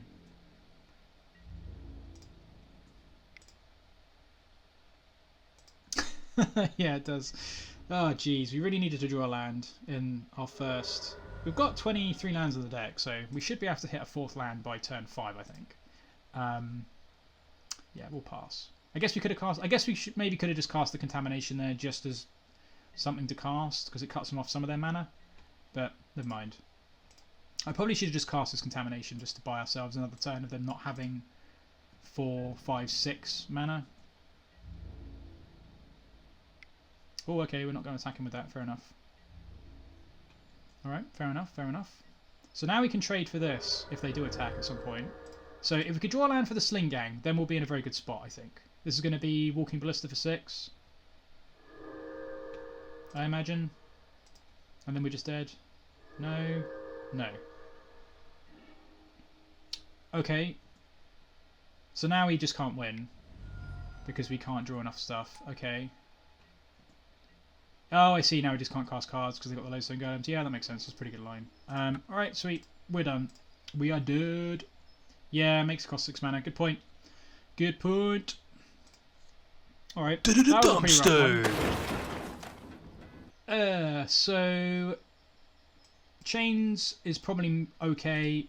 Plague Engineer is probably okay in that it kills things. Dismember is probably okay. Fatal Push seems terrible, and actually Fatal Push might be okay because it kills Ballista, so maybe we should keep Push in. Contamination can definitely come out, so we can make 2 more cuts. We could maybe cut, like, the squad's probably not that good compared to the rest of the stuff. Oh yeah, Spyglass, Spyglass, absolutely, good shout. Spyglass is very good. So we could do this. Maybe we don't want all the Bitterblossoms though, because Ballista's kind of pretty good against Bitterblossom. Maybe this. What do we think's better, Earwig Squad or Bitterblossom? They've got a bunch of Ballistas, but they didn't have... I don't know. Could be fine. I think 2-2 is probably an okay split. Everything else seems okay. Dismember kills a lot of their big stuff. Weirding kills stuff too. I think that's probably fine. Yeah, Spyglass is very good. Is Metalworker a mana ability? I assume it is. I assume Metalworker is a mana ability. I assume that if I Spyglass Metalworker, it doesn't stop that ability. This one is probably fine. Actually, we've got a quick Bitterblossom, we've got a Weirding, we've got an Outcast, we've got a Dismember, and a Weirding. So I think this is probably. I guess we can't cast either of these cards actually, but oh, and we can't cast a Bitterblossom either. Ooh, okay, that's the double Cavern hand, which is a little bit rough. Oh, this is such a weird hand. This is such a weird hand. Do we keep this? Oh no, we can cast the Dismember because we don't need to pay colourless. We can play colourless. We can play life even. So we can cast 2 cards in the hand. That's probably it. That's probably enough to keep. I think this is a keep, but I'm not very happy about it. A keep, but I'm not very happy about it. If we draw a swamp, we're in good shape. Like, we have to draw lands to win the game, so we have some interaction.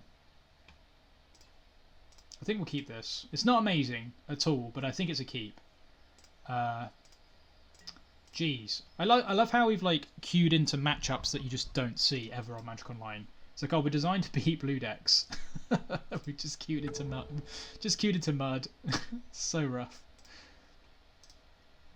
Alright, let's get this Changing Outcast to play. It's all on you, buddy. It's all on you.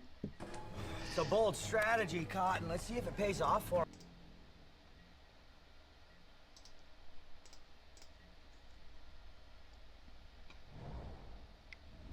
Chalice on one. Monolith. No, that makes more sense. Does make more sense. Oh, don't Ballista me. Please don't cast a Ballista. Don't do it. Sweet. I guess you wouldn't want to trade Ballista for that anyway, to be honest. Okay, that was a very good draw. Awesome. That was a fantastic draw. So let's get in for one. And then play this Bitterblossom. And we are definitely away to the races then. So I feel like Bitterblossom, as long as they don't have... I mean, even against Ballista, Bitterblossom can be okay. And we've got a Dismember for Ballista, so I think we are in a good spot now. And we can, like, chump we can, like, block a Worm Coil and Dismember it. We can also just Weirding the Worm Coil as well, I guess. So if they Worm Coil this turn, we can cast Warren Weirding. So that's pretty good. Yeah, this works out nicely.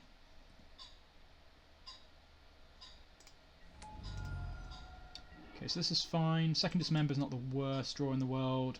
If we could draw a 4th land for the Boggart Mob, I would be very happy. Goblin is fine. I guess I could have put that on. I could have put that on Carrier, but it doesn't really matter. We've already got Swamp. Okay, so let's do this. Weirding them. This isn't like amazing because it still means they get 2 guys, but both the guys that are smaller are way more easy to deal with than the 6/6 Death Touch Lifelink monstrosity.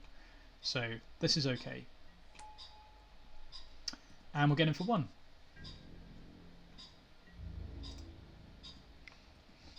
See, imagine if we were playing Prickly Boggart. This matchup would be even worse because it wouldn't be able to attack. And then we'll just pass. I don't think we want to kill these yet. So they're only going to be gaining 3 life a turn, which is fine. We could chump block with one of these, but I don't think that's really worth it either. I think I'd just like to wait and see what they play this turn. I'd like to try and kill something with a Dismember, but we'll take 6. That's fine. I guess it does mean that we go to 13 for this Bitterblossom, but I think that's okay.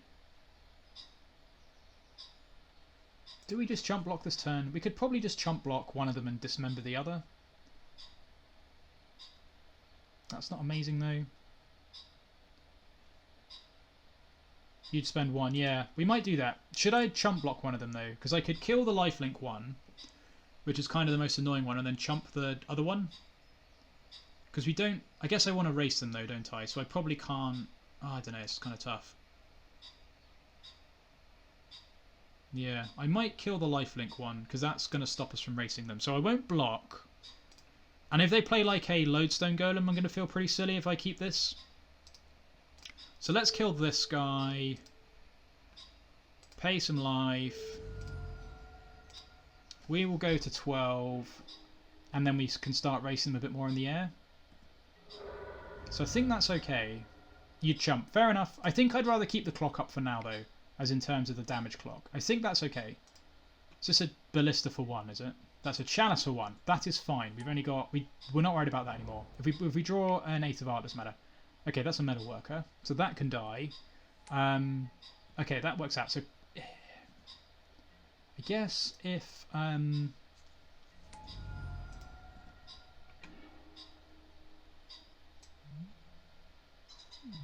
Is Metal Worker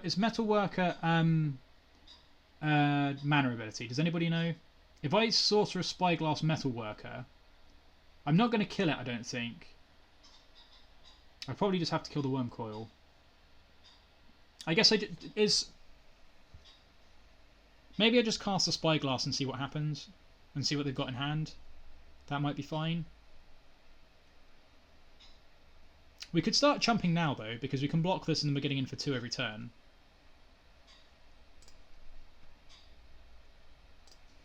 I think we'll just start with Spyglass and see what they've got.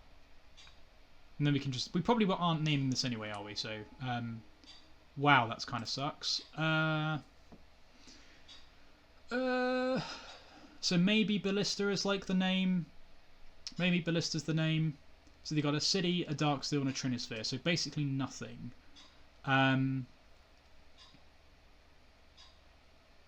Although I might I might just kill this worm this turn. I might kill the worm this turn. Maybe we should wait. Because we're going to have to pay 4 life. I guess we can just chump, can't we? We can just chump. Okay, so that's fine. I think Walking Ballista's like the one that's particularly annoying. And they're definitely going to have like 4 of those in their deck. So I think Ballista's probably the best thing to name. They didn't have very many Planeswalkers actually. So I think this is fine. It is a mana ability. Okay, good. So we'll name Walking Ballista. I think that's fine. That's like the most annoying card I can think of off the top of my head. We'll get in for 2. And next turn, hopefully we can play the Boggart Mob. And start making some tokens. And then we don't need to dismember anything at the moment, unless they play something. But I might wait to do that on our turn if it saves us 2 life. And we can just chump the worm with the Fairy Rogue at this point, because we're winning the race. So hopefully they don't draw anything good.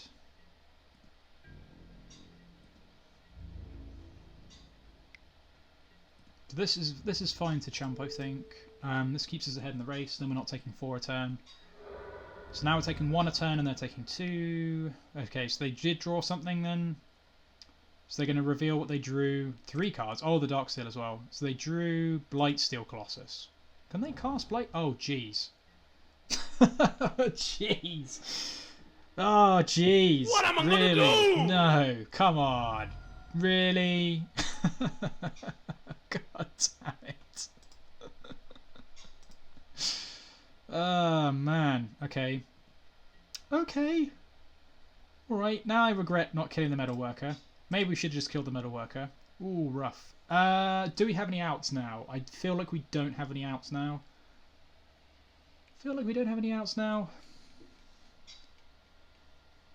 Good lord. Yeah, I think you're right. It's probably still correct. Do I want to spend this Dismember now then? So, let's say in Magical Christmas Land that I draw a land for this Boggart Mob.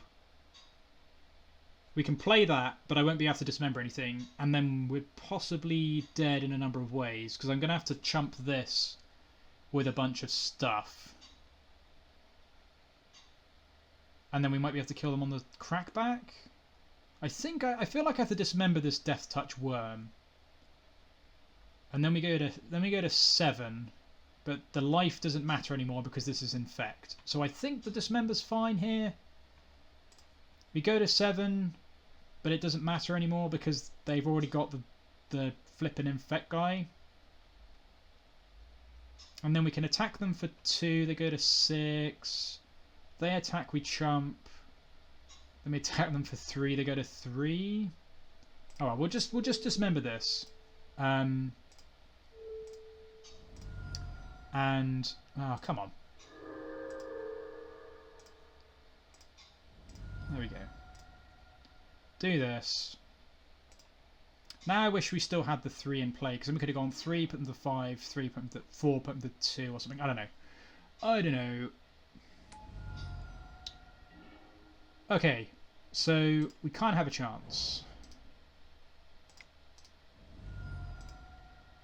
We have to champion the Changeling Outcast though. I think we're honestly just dead at this point. So I was actually wrong anyway, we can only get in for 1 this turn. Right, so we champion this guy. Get in for 1. This doesn't even trigger the Boggart Mob though, so we're only champing this turn. I don't think there's a way we can win this. I don't think there's actually a way we can win this. I probably shouldn't have attacked with this. I probably should have held both these back to chump the Blightsteel. Because now we're going to have to chump with this. I don't know. I mean, let's be realistic here. I don't think we can beat Blightsteel Colossus with what we've got going on. So I'm not too worried if we make some loosey-goosey plays here. Good lord.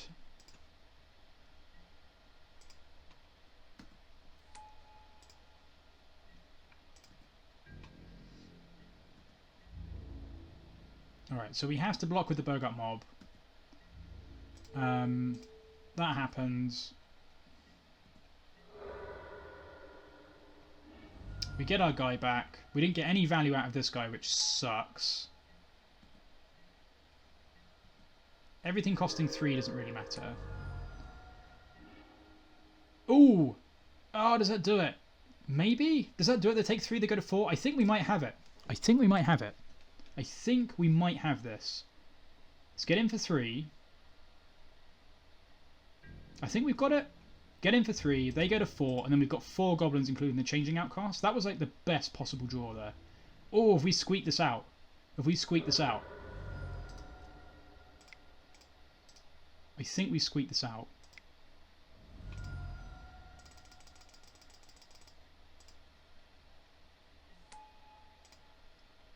Yeah, if I'd not blocked the Death Touch guy, that does make sense. I think we've got it though.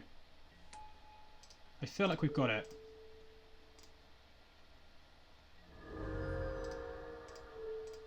This is why Sling-Gang is nuts.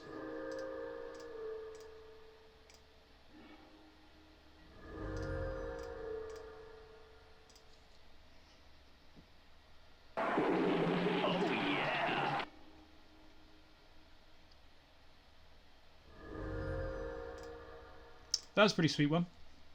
Alright, so, okay, I feel like that is cheesed a win that we didn't deserve. That's probably a cheesed a win we didn't deserve space. Let's just fill that in quickly. Cheesed an undeserved win. I think that one can be filled in now. That's pretty good. I don't think we've got anything else. Contamination, no. Plague Engineer, no. Bitterblossom, no. I guess Bitterblossom was pretty good that game, but I don't think that did enough to credit that being good. I don't think Wormcoil counts as a pig. I don't know if it counts as Bitterblossom being MVP. I don't think it was. I don't think Bitterblossom was MVP there, though, because it didn't do very much. That was definitely Sling-Gang MVP. And then all the rest of it, I think, is the same as it was. So I think I'm going to make a judge, an executive ruling, and say that wasn't Bitterblossom MVP. I think it is close. I don't think it's actually even that close. I just don't think it was MVP. The MVP was the Sling-Gang off the top. That was nutso. Alright, let's see if we can aggro them out this game. This is fine. We've got a Bitterblossom, we've got a Frogtosser, we've got a Sling-Gang, and a Mutavault. So they multi 6 too. Whew. We're hanging in there. We're definitely going toe to toe with some of these decks, which is kind of impressive. Okay, interesting play. Alright, that's a good draw too. So now we can go Swamp Spyglass. Although, let's see what happens. We'll go Swamps. We probably will go Swamp Spyglass. But depending upon what they play next turn, we might play the Bitterblossom just to get the clock going. To be honest. Ooh, this could be a Trinisphere. No, this is a Karn, is it? Okay, if it's a Karn, we can play the Sorcerous Spyglass. It's a Thorn-Seer. Good lord. Okay, that was in the sideboard, I think? Pretty sure that was in the sideboard. So now they probably take the Bitterblossom, because Bitterblossom's very good against Thorn-Seer. They could take the Spyglass as well, though. This isn't the worst thing in the world for us. So they take the Spyglass. That's probably the thing I want them to take the most. Although it probably means we might lose to something. I'd quite like to play the Bitterblossom I think is a very reasonable take, because that dumps us the Thorn-Seer. So another Bitterblossom here would be very good, but I think I boarded 2 out because I'm a complete noob. I don't know why I boarded out 2 Bitterblossom. That was just dumb. That was just dumb. In any sense of the word. Let's play a Swamp because we don't really want to get Wastelanded. Although I guess they're not going to Wasteland us if they've got a City of Traitors in play. But I don't want to get Trinisphered. Let's play the Swamp and we'll just Spyglass them here, I think, because we can play the Frogtosser off the Vial next turn and get in with the Sling-Gang too. So let's do this. Good lord. Okay, well at least now we can get rid of Ugin the Ineffable. Forge Master is only good. They need to draw something good off the top of Forge Master. And they need to have a bunch of artifacts in play. So Ugin's like the thing we need to stop. Eugene the Ineffable. So that seems fine.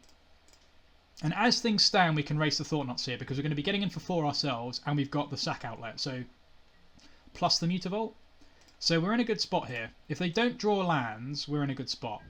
And even if they do draw lands, it's awkward for them because they haven't got anything that... They've only got the Forge Master that costs 5. So they need to... If they want to cast their 6 drops, I guess they can just cast the Forge Master, but that's not even that good, I don't think, at the moment.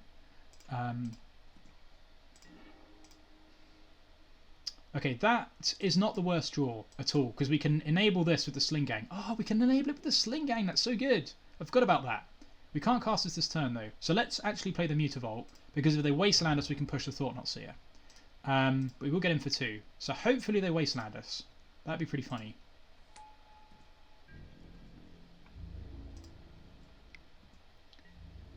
Oh no, I can cast a Sling-Gang. Ooh, that's interesting. Do I cast a Sling-Gang this turn? I probably do. I think I want to get the pressure on the board. Because I can just enable the Revolt next turn if I need to. I think we're just going to do this. I forget I can cast this. I think this is fine. Because we just want to get bodies on the board. And they're not going to Wasteland us, come on. That would make no sense. Okay, so here comes the... oh no, Metalworker. Ooh, that's a good one. So they can cast the Worm Coil Engine next turn if they do that. So now I think we need to push the Metalworker. They're not going to attack with the Thought Knot, that's fine. I think we're going to push this, because otherwise they can cast the Worm Coil and then we're just dead.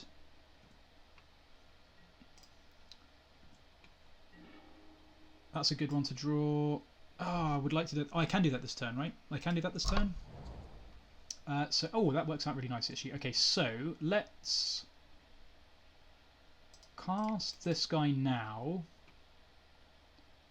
And then any guys that get in for damage, we... yeah, this works. Then we don't need to exile anything with this, I guess. Let's cast a Sling-Gang. We'll cast this... sorry, cast the Boggart Mob. We'll cast this on the Frogtosser. We could do this on the Sling-Gang, but I want to have ability to the sack outlet. So we'll do this on the Frogtosser, because we don't need the mana anymore. This isn't as good value, but it's unlikely they're going to have any removal. So we can do this. Then we can attack with both of these guys. I guess we don't need to do that, actually. That's probably silly. Let's just attack with one of them. Because they'll just eat both otherwise, won't they? So let's just do this.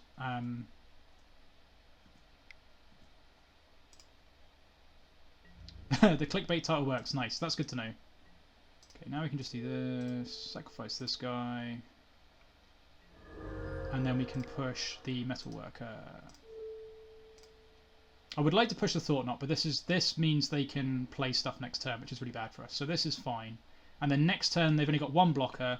And we can attack with the Boggart Mob, and we can attack with other stuff too. So this works out nicely. Alright, now we just need to keep up on clock and try and aggro them out. Okay, so they've drawn a land. No, Chalice on 1. Ballista on 1. Okay, Chalice on 1's fine, that doesn't matter. So they've drawn a 4th card that we don't know what it is? Oh no, I think we know everything. Maybe we don't. I feel like there's one card we don't know about. Okay, so they can go up to 4 and we'll keep it on... I think we'll keep it on 3 for now, actually. Because it works nicely with Snitch. Oh, that was a good draw. Okay, so let's get in for some damage. You may as well just get in with the mob, honestly. I don't think we need to get in with anything else at the moment.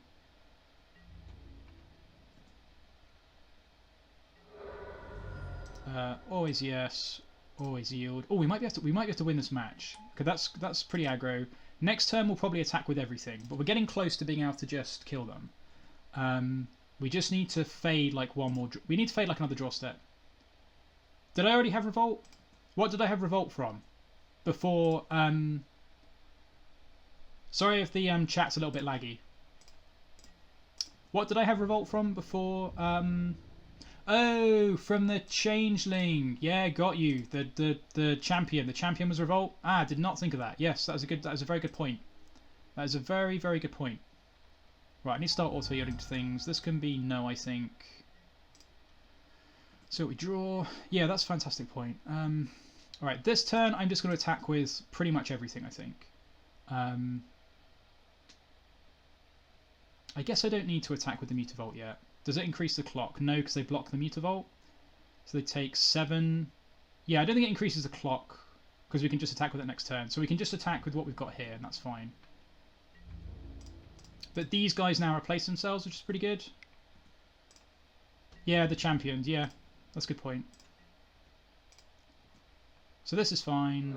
This gains us 2 more guys. So they're almost dead.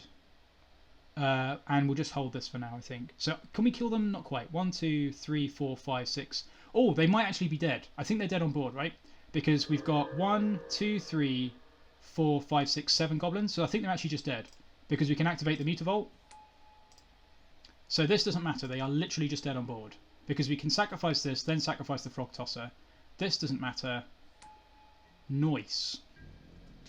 And they're dead, probably just to combat almost anyway, so I think we're going to get this one. It's fine. Always yield to this.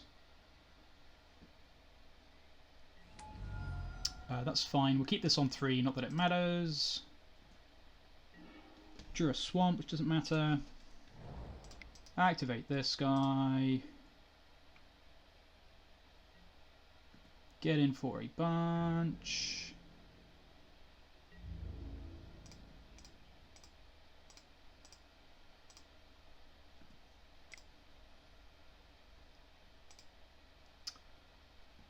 Yes, I need to. Once we go to blocks, I'll shoot them. Yes.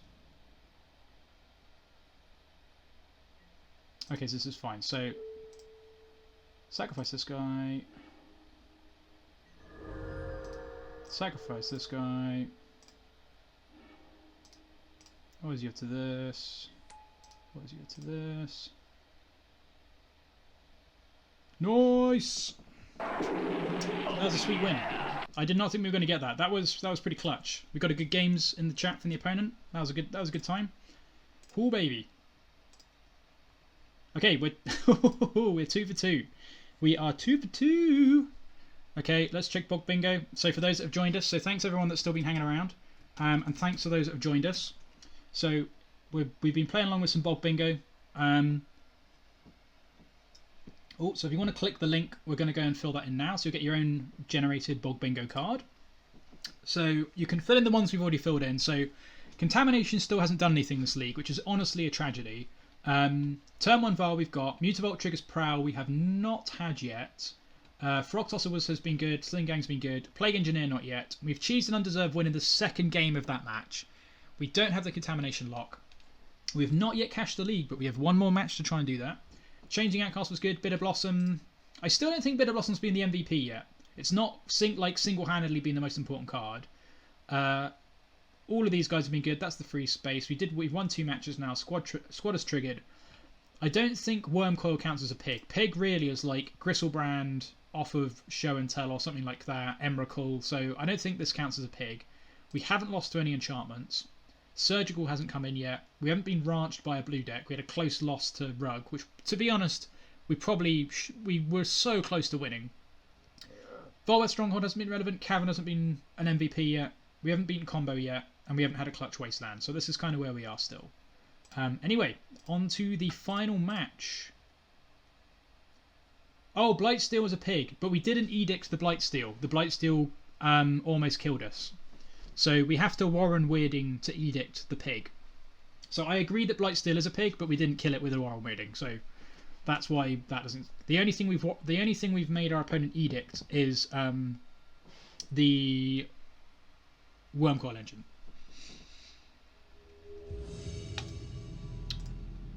Okay, let's see if we can get this last one. That'd be pretty hot. If we can get a Contamination lock as well, that'd be good.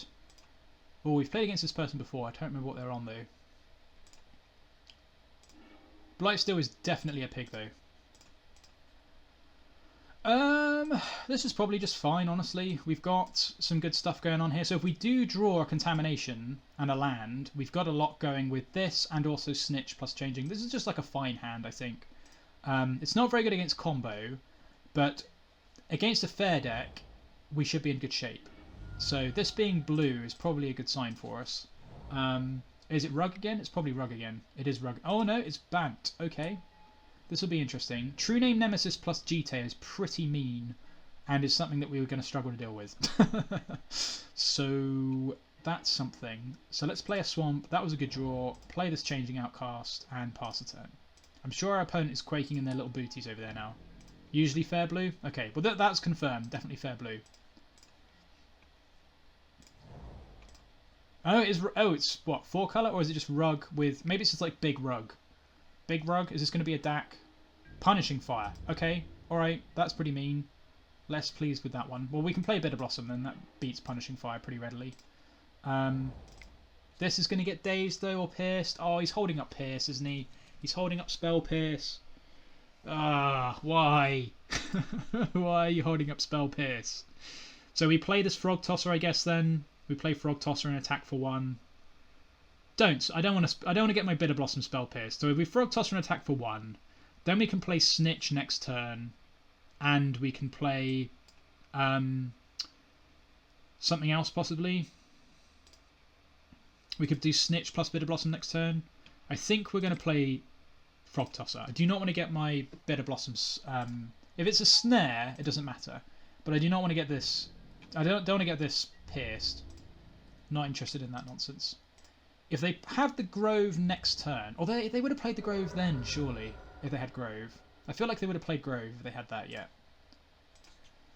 So we'll see. There's an island. So this is a Jace, is it? It's a True Name. Good stuff. Okay, True Name with BS still up. So that's pretty bad for us. We can race this with the Sling-Gang though, and we do have a Boggart Mob as well. What's the likelihood they have Bolt in hand here? Is the question. So we're still not going to cast the Bitterblossom because they've still got something up. Otherwise they would have cast this last turn. We could just go... We could just try... I guess we could just play the Sling-Gang, honestly. That's probably fine. They could be playing Daze, but is there room for Daze in a Punishing Fire deck? I don't know if there is.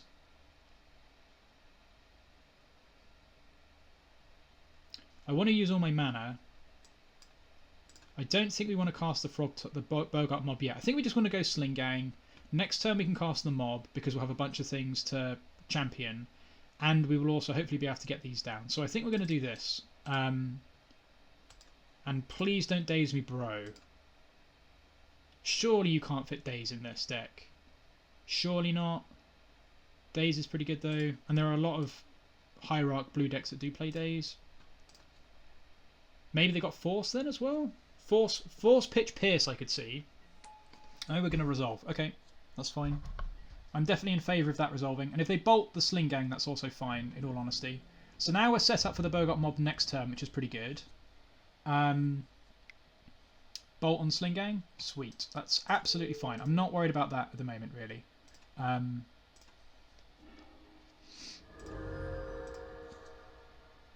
Oh, that was pretty good. Oh no, they can't get it back because they don't have the red mana. Okay, I have to be careful about that. I'm actually glad they got rid of that because I definitely would have got myself into a pickle there. Yeah, I need to be careful about the life gain. Don't play another True Name. Come on. Just Jace. Okay, just Jace. Bounce a token? No, draw 3. Makes sense. Probably just a better line. So they're just going to sit behind this True Name. That's okay. So now we've got a window to play. If we draw a land... Damn it. They still... Maybe they've shuffled away the Pierce by now, though. They may well have shuffled the Pierce away by now, so we might be able to land this Bitterblossom. Although Bitterblossom and True Name doesn't seem particularly appealing. Ooh, that's a good one. What do we reckon about that one? I think we're going to just slam this now, because we've got a bunch of ways... Okay, this is pretty good. Let's just play this Contamination. Because we've got time now to cast these guys and get the engine going. So... That's gonna get a Force. That is fine. Honestly. Would have been nice if that had resolved, but I think that's okay. Maybe I could have sequenced that better. I don't know. I think that's okay. We'll pass a turn, and then next time we can play the Mob. Because I'd rather that get Forced than the Mob, I think.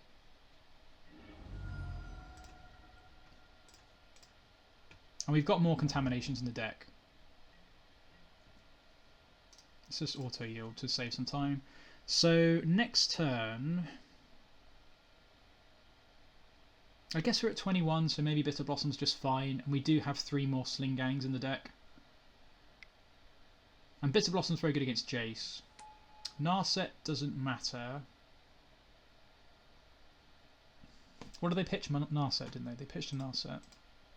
This is a hell of a deck that we're playing against. Please miss. Please miss.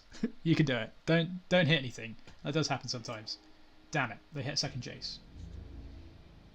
Beat the French on your bingo cards. I don't know. I guess that's a fair question. Oh, okay. So they've got maybe Punishing Fire. I guess they're not going to attack with that. Okay, this turn I think we're going to try and play the Bitterblossom. We could also just play the squad. I think what we're going to do is play... I think we're going to play the mob, champion a token. How's this going to work? What's the best way of doing this? I think mob's okay to play here. I could also just play both snitches. I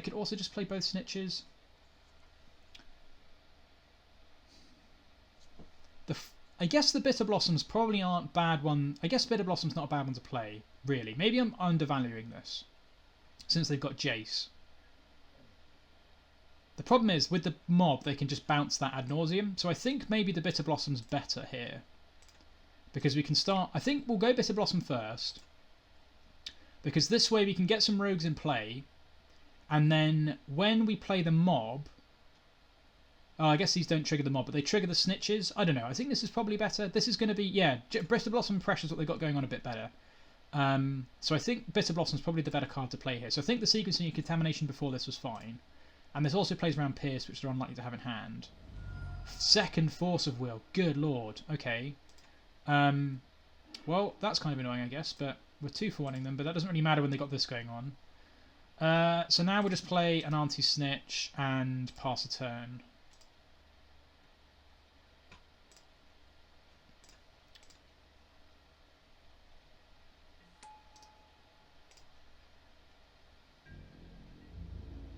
And then next turn we can do both of these, I think, because we'll be able to attack. We'll be able to cast the mob. We can champion the Snitch, I think, probably, and then we can attack with probably just all 3 of these. Make some goblins, and then we should be in a good spot. Dak Faden, okay. Dreadhoard's pretty annoying. We can play the mob though. That'd be pretty good. They're not playing Dak Faden, so they've got stuff in hand. They've got interaction in hand, I guess. So they've got another force in hand. Is that really what they've got? Let's do this and see what happens. I assume this is going to get countered. This is going to be the third force. Pitching Dak, is it? Is that what's going to happen? Probably. No? Okay. So we'll champion the Snitch. That's fine. I guess they've got 3 blockers, though, which is kind of annoying.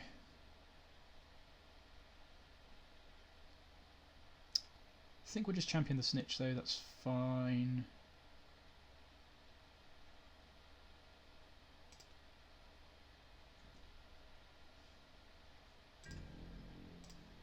What do we have in the yard? Oh, we can get the Sling-Gang back at some point. That might not be a bad one to get back, actually. And do we want to attack? No, because they've got the flipping Dreadhorde in play now. So if they find a bolt, they can go bolt this with one thing, then attack with the Dreadhorde, which is kind of annoying. I think we just have to pass. I think we're in a really bad spot at the moment because they've just managed to build up a board that we can't really attack into. So they've already got a bolt on something. Okay, so we're just dead. Very likely soon. They've got Dak Faden. They can't attack into this yet, though, with the Dreadhorde. Unless they have a Punishing Fire now, I guess, which they probably draw. No, Dak Faden, fine. So they find a bolt or Punishing Fire here. They can shoot the mob pre-combat, then attack, trigger off the Dreadhorde to kill the mob. I guess they're just aggressively looking for... Oh, they can just bounce it too. Yeah, sure. That's what we're kind of worried about anyway. Yeah, I think it's definitely unlikely that we're going to be able to win through this. I don't even know what we can draw here, honestly. Oh, and they get to...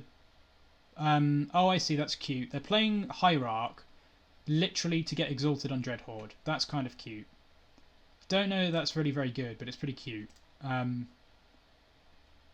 they're going to bolt, I assume, us, because none of these matter. They're going to try and close the game out. That's pretty adorable. says the guy playing Bog Boys.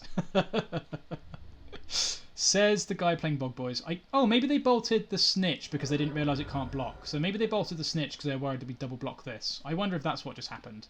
I don't understand why you bolt that otherwise.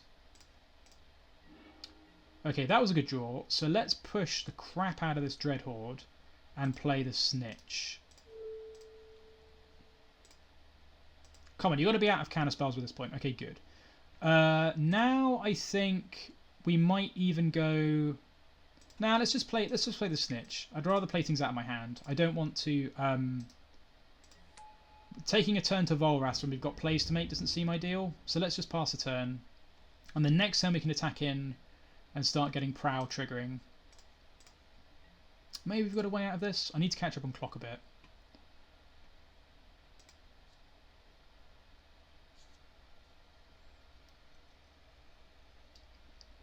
I mean, we're almost still in this. I don't think we really are, because as soon as they find Grove, we're just going to concede. As soon as they find Grove, we're just going to concede, because we cannot beat that card. Really. There's just, like, no way. But they are at 13. The Sling-Gang's in the yard. We've got a Volrath Stronghold. You know, there's things we can do. This looks like Force of Will. Quite a lot like Force of Will. That was a good draw. Okay, so I think what we will do is just play another Boggart Mob. And then if they bounce it, they bounce it. But I don't really want to get the Sling-Gang Force of Will. Maybe I do. I don't know. I think we're just going to do this. I think this is fine. Champion this guy. Pass the turn. Oh, now actually that's not true. Now we could attack. Because we get a guy and we get the Snitch back. So I think this is fine. So they block one, or they can like kill that. I wonder what they've got in hand. It looks like Force, but it's hard to say for sure. They really don't want to get the Prowl trigger. That's hilarious. All right, we'll take that. That's fine. That's a fine trade.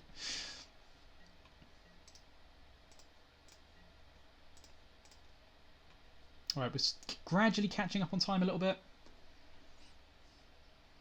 Oh, we've got the fear in them. The chump there. The Hierarch chump on the 1/1 token. That was pretty good. I enjoyed that. Ah, okay. Now we're probably just dead. Okay, I think we'll concede it now. We just can't beat that. That's so rough. It took them a while to find one, but... yeah, we just needed to fade that for like a little bit of time. Oh, dear. If only the Contamination had resolved, this game would have been over. Maybe I should have valued the Contamination more highly and sequenced that more differently. I don't know. We haven't seen a Pierce or anything, though, so that's kind of interesting. But I think we'll just pack it in because I want to save time for the next one. And I just don't see how we beat... I don't see how we beat Punishing Fire there at all. I just don't think we can do it. Like, we can't kill them in a reasonable amount of time because of the True Name Nemesis. So that's pretty rough. Okay, so Spyglass is probably pretty good. Surgical is kind of essential. We can probably have like, to be honest, Contamination turns it off too. So maybe we don't need to worry about that. Like, Contamination means that their Grove only taps for black. So they can't pay for the Punishing Fire to get it back with any of their colours. So that's probably fine. Plague Engineer we definitely need. So we can... Earwig Squad's probably not bound to keep in though. It's just hard to know what to board out, really. It's really hard to know what to board out. We could make some trims, maybe. We could probably like trim 1 squad, because this also deals with Punishing Fire. Maybe like trim 2 squad, trim 1 Bitterblossom, because like True Name Bitterblossom's not amazing. Maybe something like this. Maybe something like this. So... Contamination deals with Punishing Fire. Squad deals with Punishing Fire because they're unlikely to have 4 copies. Although it doesn't if they cast one, I guess. But I don't know. Squad actually doesn't deal with Punishing Fire, so maybe that's not correct. But I think Spyglass is fine because we want to turn off the Planeswalkers. Engineer is very good against True Name.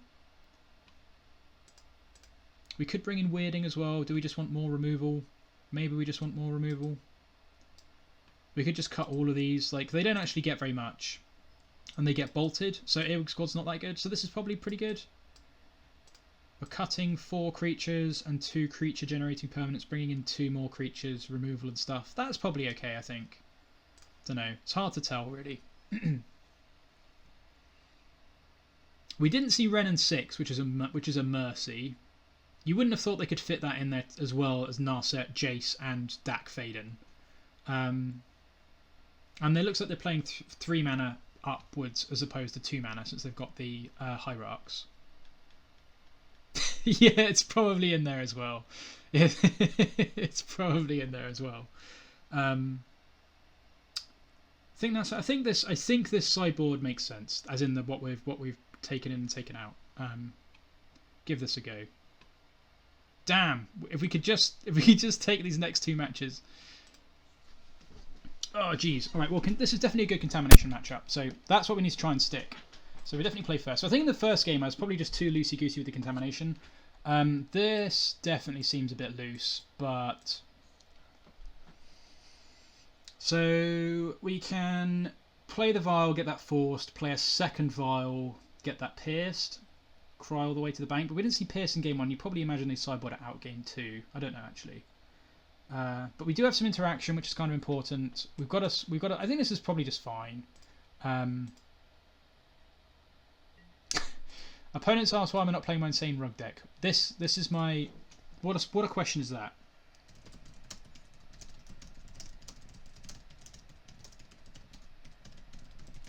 There we go. I said because I'm playing my insane Bog Boys deck, obviously.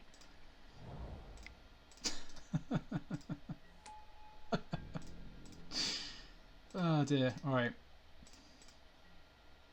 Okay.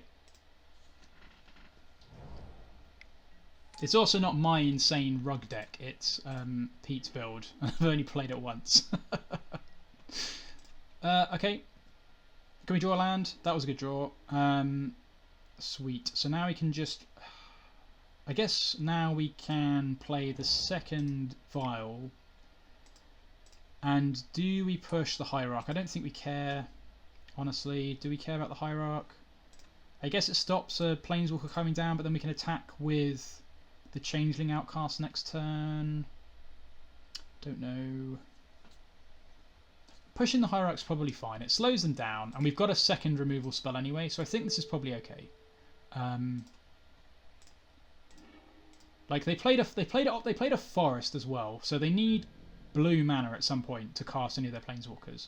So that's probably okay. That's probably okay.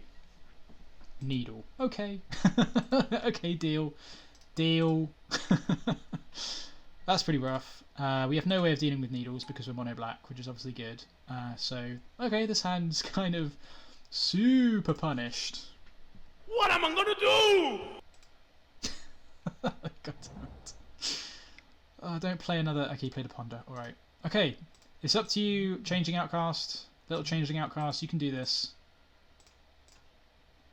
You gotta truck in for 20 damage. Unless you can draw 2 lands in a row. I don't really want to... I'm not going to Wasteland them. Obviously. Oh man, there's... we literally have no way of dealing with this. Yes, I guess that's fine. Let's auto yield to these. Sure. Oh, dearie me. Okay, well that was a good draw, since it's a mana source. Let's get in for 1. Prospects looking much bleaker, I think, at this point. So we're going to probably end up with the 2-3, the Valiant 2-3, which is pretty rough. But we've had a pretty fun league, honestly. This has been a lot of fun to play, and has been much... Oh, that's a bad one. And has been much more competitive than I thought it would be, in all honesty. Like, we've had some really close matches. The first 2 rounds were so close. I feel like we got cheesed out in the second round. And the first round was just, like, again, really close. And I think if we replayed the first match, I think we would have been okay. Okay, so let's get in for 1. Play the Snitch. So does this get Punishing Fired? Because they're worried about Earwig Squad. Let's see whether this eats a Punishing Fire. It doesn't matter if it does, because we can just play the Snitch. Okay, so this is gonna eat a Punishing Fire, and that is a shame. But we can do this, and we're gonna have to Wasteland this Grove at some point.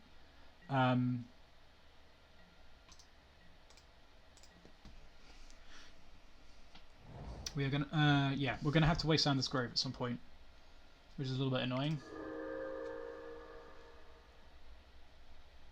And we didn't bring a Surgical in for that, because we got Contamination, which I think is okay, because you don't want to bring in too many things. You're just going to do that now? Okay. Seems risky to do that. I don't know. Do you want to do that then? We could just have surgical. I guess it really doesn't matter that much.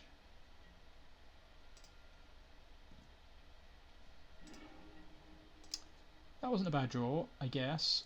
So I guess we have to. Oh, we kind of have to Wasteland this Grove, right? We kind of have to Wasteland this Grove, and then I was going to play this Frogtosser. So let's play the Frogtosser. It's got such a risky name. Wasteland this bad boy, because otherwise we can't do very much.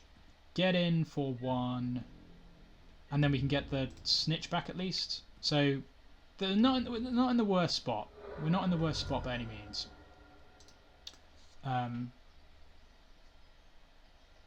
We just need them not to have another Grove ever. And I think what I'm going to do, so I can't envisage. Ah, of course. Wow. Well, we got an edict at least, so that's good for us. Absolutely taken down. I kind of want to like meme these and just tick them as high as they can possibly go, just because we can never get rid of this. But you never know, there might be like some crazy scenario where they have to sacrifice this. Seems unlikely, but I guess the technically correct play is not to meme these. That wasn't the worst draw, I suppose. Alright, so now we have to just Warren Weirding them and get in for 1. Oh no, this costs 1 less. Oh no, we can do everything. That's pretty sweet. So let's do this. Please sacrifice your Dreadhorde Arcanist. Then we can get in for 1. And then we can play the Snitch, because that will only cost 1 from Prowl. Okay, that works. Getting rid of that's pretty huge. We still need to deal with the Grove, but we will do that. So hopefully they just kill the Snitch and not the Frogtosser, because then we can just keep the Snitch coming back. But I imagine they'll kill the Frogtosser, because that's the guy that enables the Snitch, so...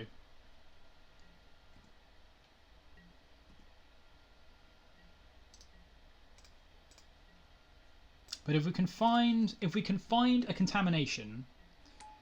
Ah, there it is. Yep, well you were right, Lewis. It was in there. It was in there, said the narrator. Yeah, shock and horror, right? Shock and horror. Okay, well, okay, alright. I mean, we're not necessarily dead and buried just yet. Hold your horses. Hold your horses. Dreadhorde number 2. Good, good stuff.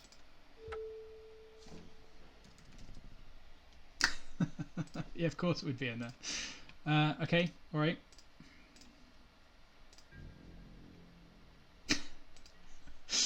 We're getting a lot of BM in chat from our opponent. He said, them bog boys, sad face. What do you mean, them bog boys? We cast a Sorcerous Spyglass. You're currently dumpstering our guys with Punishing Fire.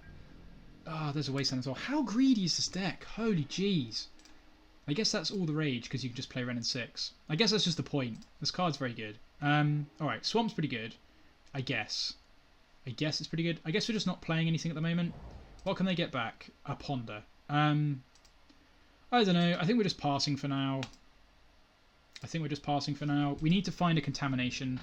And then if we find a Contamination and a land, we can then cast Sling-Gang. Oh, that's pretty hot. Oh, no, they can't do it. That's pretty hot, though. The cycle lands plus Ren and 6. That's pretty hot. But if we find a land, we can go Contamination, Sling-Gang. Stop them making any more mana for Punishing Fire. And then we might be able to get back into this. But it's definitely slipping away once again. Like, the needle on the vials was pretty rough because it slowed us right down. But even that isn't the end of the world. It's just Punishing Fire is pretty brutal, as always, against creature decks.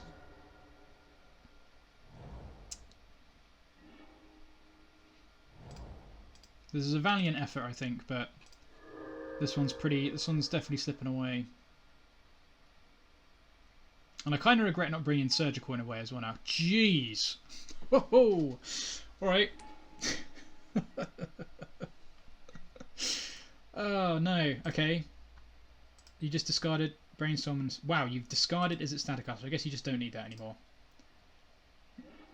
Surely you just keep that and discard the Punishing Fire. I don't know. I guess you've only got one that's already in the bin? Sure. Alright. I think it's almost at the point where we're just dead, because we're going to be taking 4-5 a turn. Seems unlikely that we can keep up with this. I guess we can kill some elementals at least. That probably works. Right, let's kill some elementals and make them do their thing. We may as well just do this because it's not going to get any better than the spot. So we can name elemental, kill those guys, slow the clock down a little bit, and then we can see if we can hit a contamination.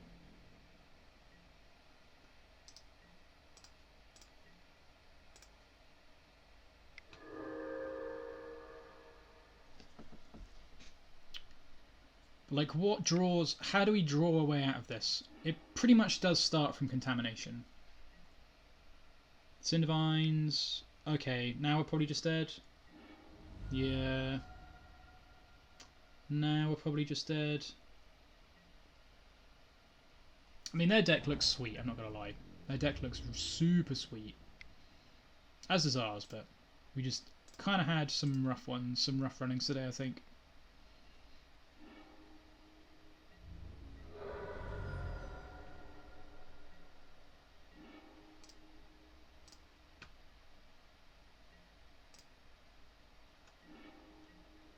Okay, does that do anything for us? Not really, honestly, since they've got the Punishing Fire. I mean, we can cast the Sling-Gang, I guess, at least. That like does something, right? So we can do this, but I'm really struggling to see what... We basically still need to try and get our way to a Contamination. Like, if we can get to a Contamination, then I think we have a chance. Because we can still get the Snitch chain going.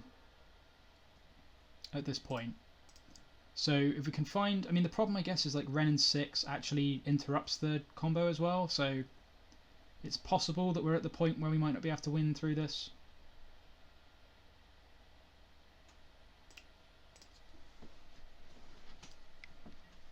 Okay, cast Ponder. Cast your Ponder with your Dread Horde.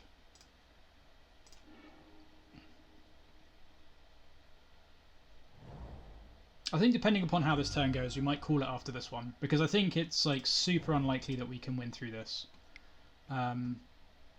So Punishing Fire this? Oh no, I'm just going to play a second Pyromancer. Okay, now I think we're probably just dead. Like, more pressure that we can't answer probably just means we're dead. Plus Punishing Fire and whatnot. We just, yeah, I don't know. That doesn't even matter because we're just dead, so I'm going to concede in a minute. I know I didn't sacrifice it, it just doesn't matter. Ah, rough. Rough. We just didn't draw Contamination this game. It's possible that I should have mulled the opener as well, I suppose, because keeping vials plus... I don't know, like, I think that opener would have been fine with the vials, it would have been quick enough, but the like one-of Pithing Needle, I bet it's a one-of, was like super brutal, so... Fortunately, the best deck of Legacy couldn't fight its way through this absolute quagmire of value.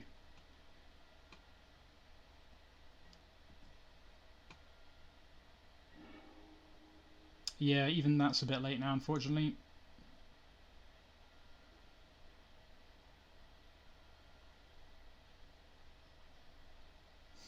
I mean, can we still fight through this somehow? This is a second... So this triggers Prowl. This is a second... I don't know, let's play this and see. Let's give it one more turn. The Bitterblossom's interesting. If this resolves, then it's going to get forced. Okay, that got forced. I think we'll call it there. I think the Bitterblossom would have given us a shot, because that's recursive. That just makes guys every turn. So if we had drawn the Contamination, we would have been okay, because we would have had that plus the Snitch. But I think without the Contamination earlier there, we were just in big trouble. So that is a bit of a shame. So let's go to the Decklist screen. So that ended on a bit of a whimper, really. I think that match didn't do us very much justice. I think it's entirely possible I should have mulled the game 2 had, I don't know, but that's a pretty rough one. That had like every card in it that it's very hard for us to beat and interact with.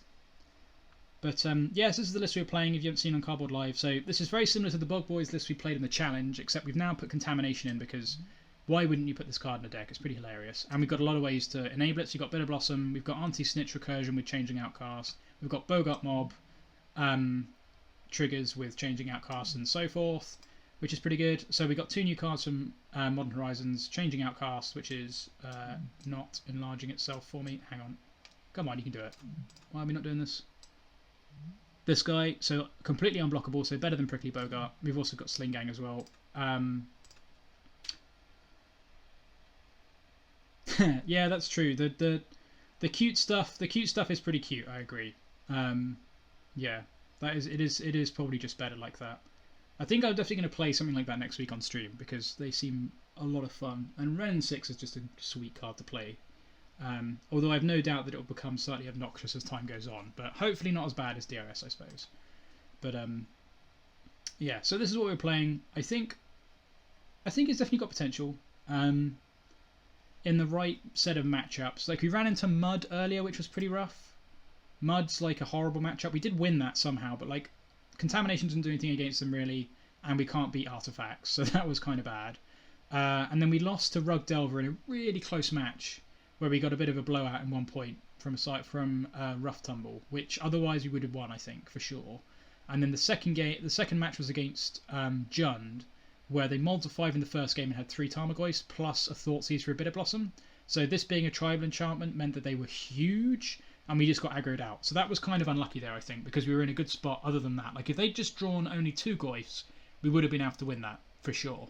But in any case, this has been very good fun. So let's go to the 2-3 scene. If I can find it. There we go. Alright, sweet. So thanks for hanging around. That was good fun. Hopefully that justified the hype. Maybe it didn't this time, I don't know.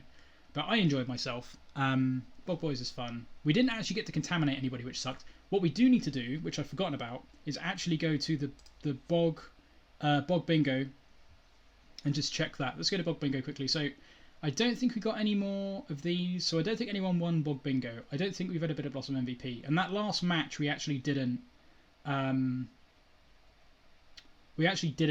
achieve anything, so this is where we ended up. But we will revisit this next time we play Bog Boys with a new bingo board for sure.